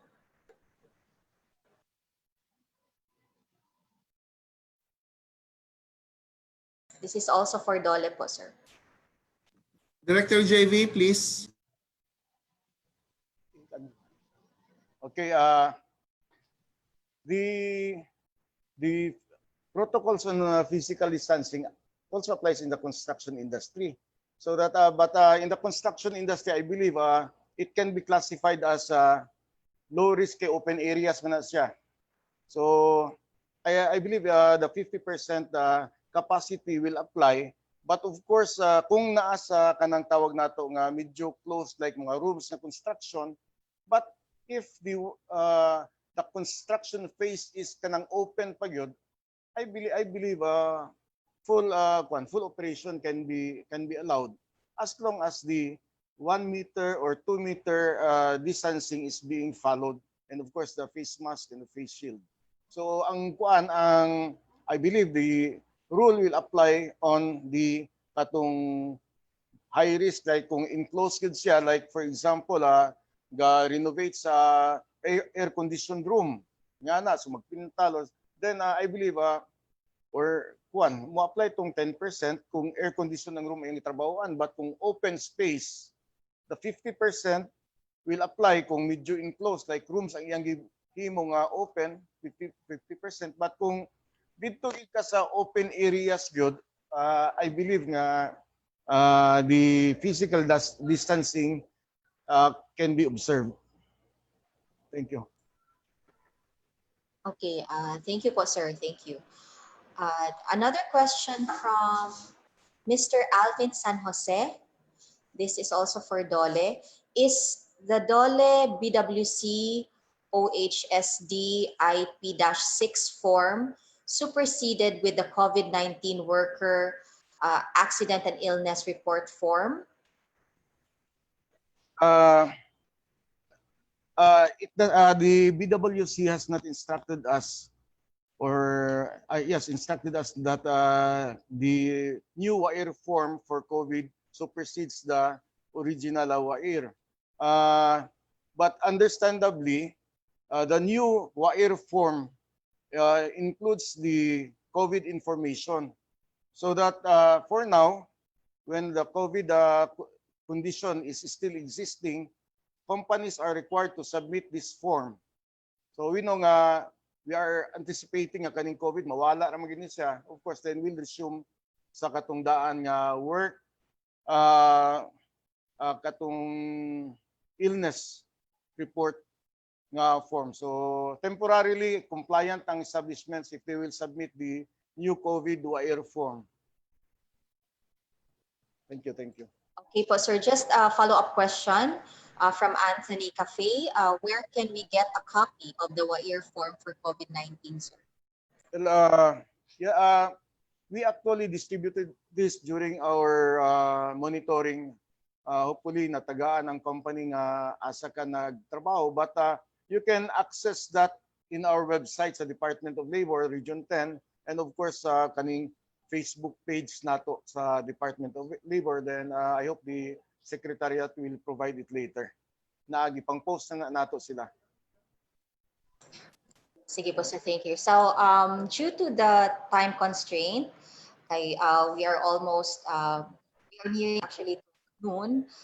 This is our last question. This is from Claire of Lanao del Norte.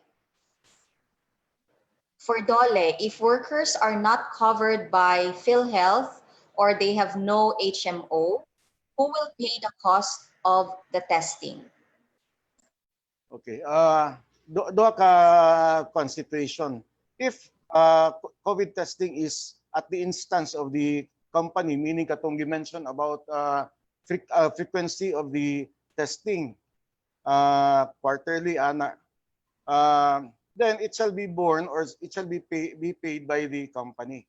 Now, if symptomatic, meaning the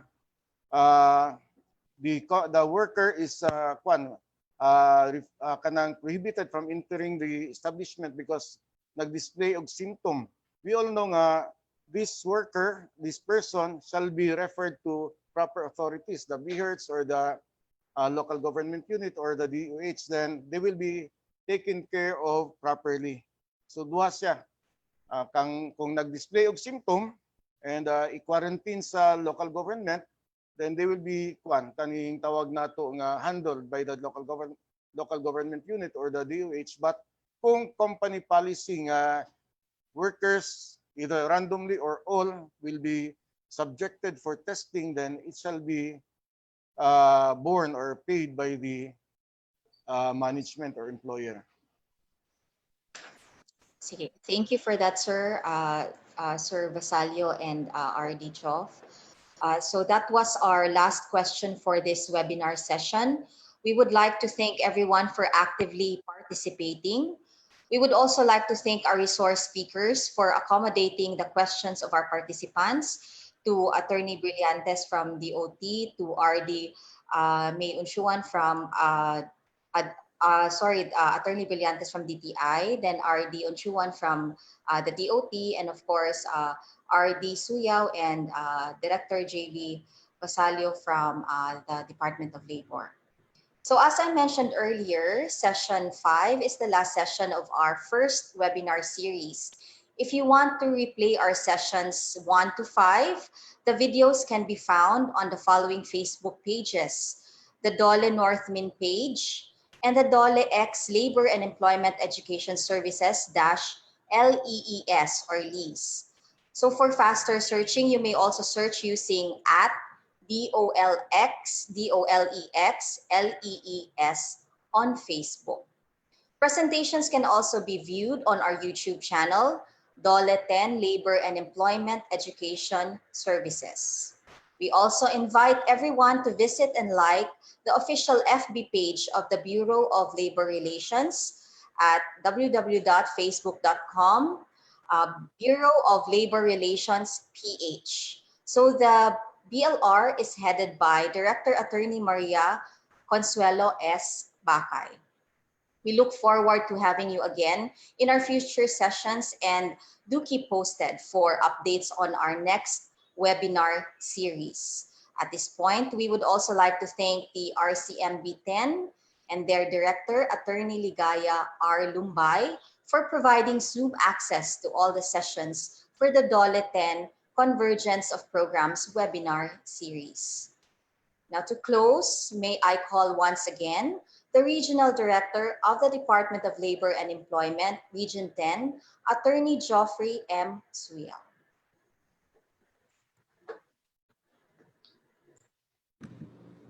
Thank you, Justin. On behalf of the men and women of the Department of Labor and Employment, our technical team, our Convergence team with the different agencies under the Department of Labor and Employment, our gratitude to Director May Unchuan of the Department of Tourism, and of course to our partner, the Department of Trade and Industry, Director Linda Bunyao, for allowing Attorney Fel Brillantes to be with us today and provide guidance to all our clientele from the workers and management sectors. We thank our audience, no, ang atong mga stakeholders for being with us for the first 5 sessions of our first webinar series. We will be we have gathered and we will be gathering more suggestions from you. No, remember that we are providing you with our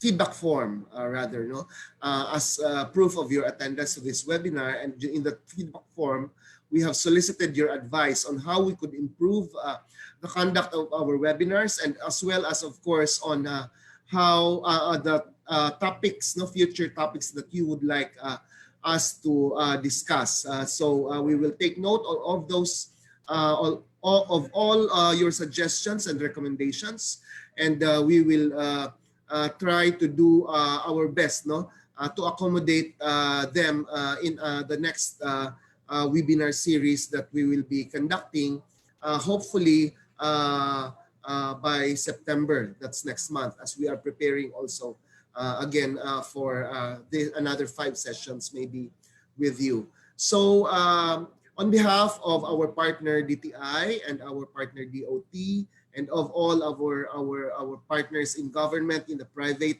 and also in the private sector, we wish everyone well. We hope that we will all take note of the suggestions of the government agencies, and all stakeholders with regard to how we could keep our selves and our workplaces safe and healthy all the time. Very basic man kaayo ang instruction sa and recommendation sa atong gobyerno, no, and atong mga health experts, no. Maghugas og kamay, frequent hand washing, wearing of mask, now wearing of face shields also, and of full tibuok nawong matabunan, no, and of course observance of social distancing. If we could only, and of course ikatuloan na is, o kalima is, of course, we only go out even if we are already at MGCQ classification. We only go out for essential purposes, no. Moadto og trabaho, moadto og mopalit og essential nga kinahanglan, no.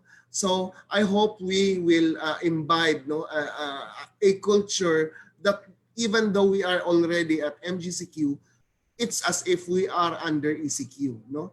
Nga we treat ourselves that and see ourselves as carriers, so that we will be very conscious that we will protect not only ourselves but also our atong mga pamilya, miyembro sa atong pamilya, ang atong mga co-workers, and ang atong mga silingan. So we hope that we have provided you with guidance on how our workers and our establishments, no, survive and continue living amidst COVID.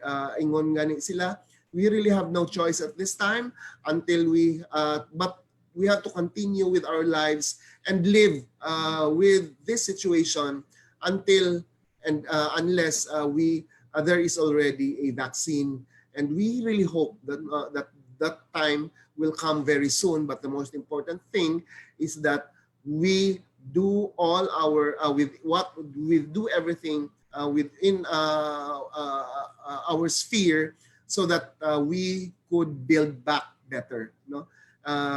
Of course, even if there is a vaccine already, things will not be the same.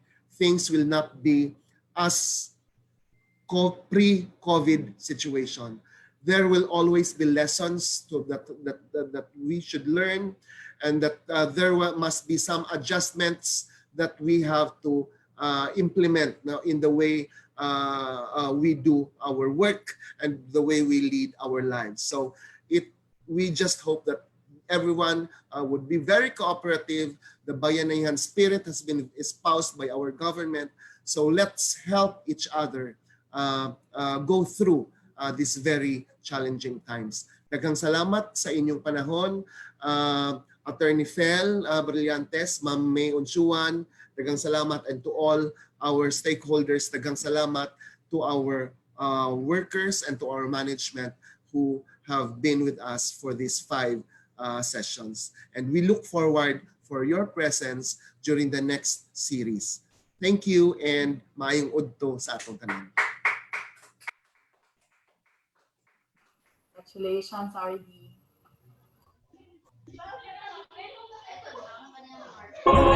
Magkaisa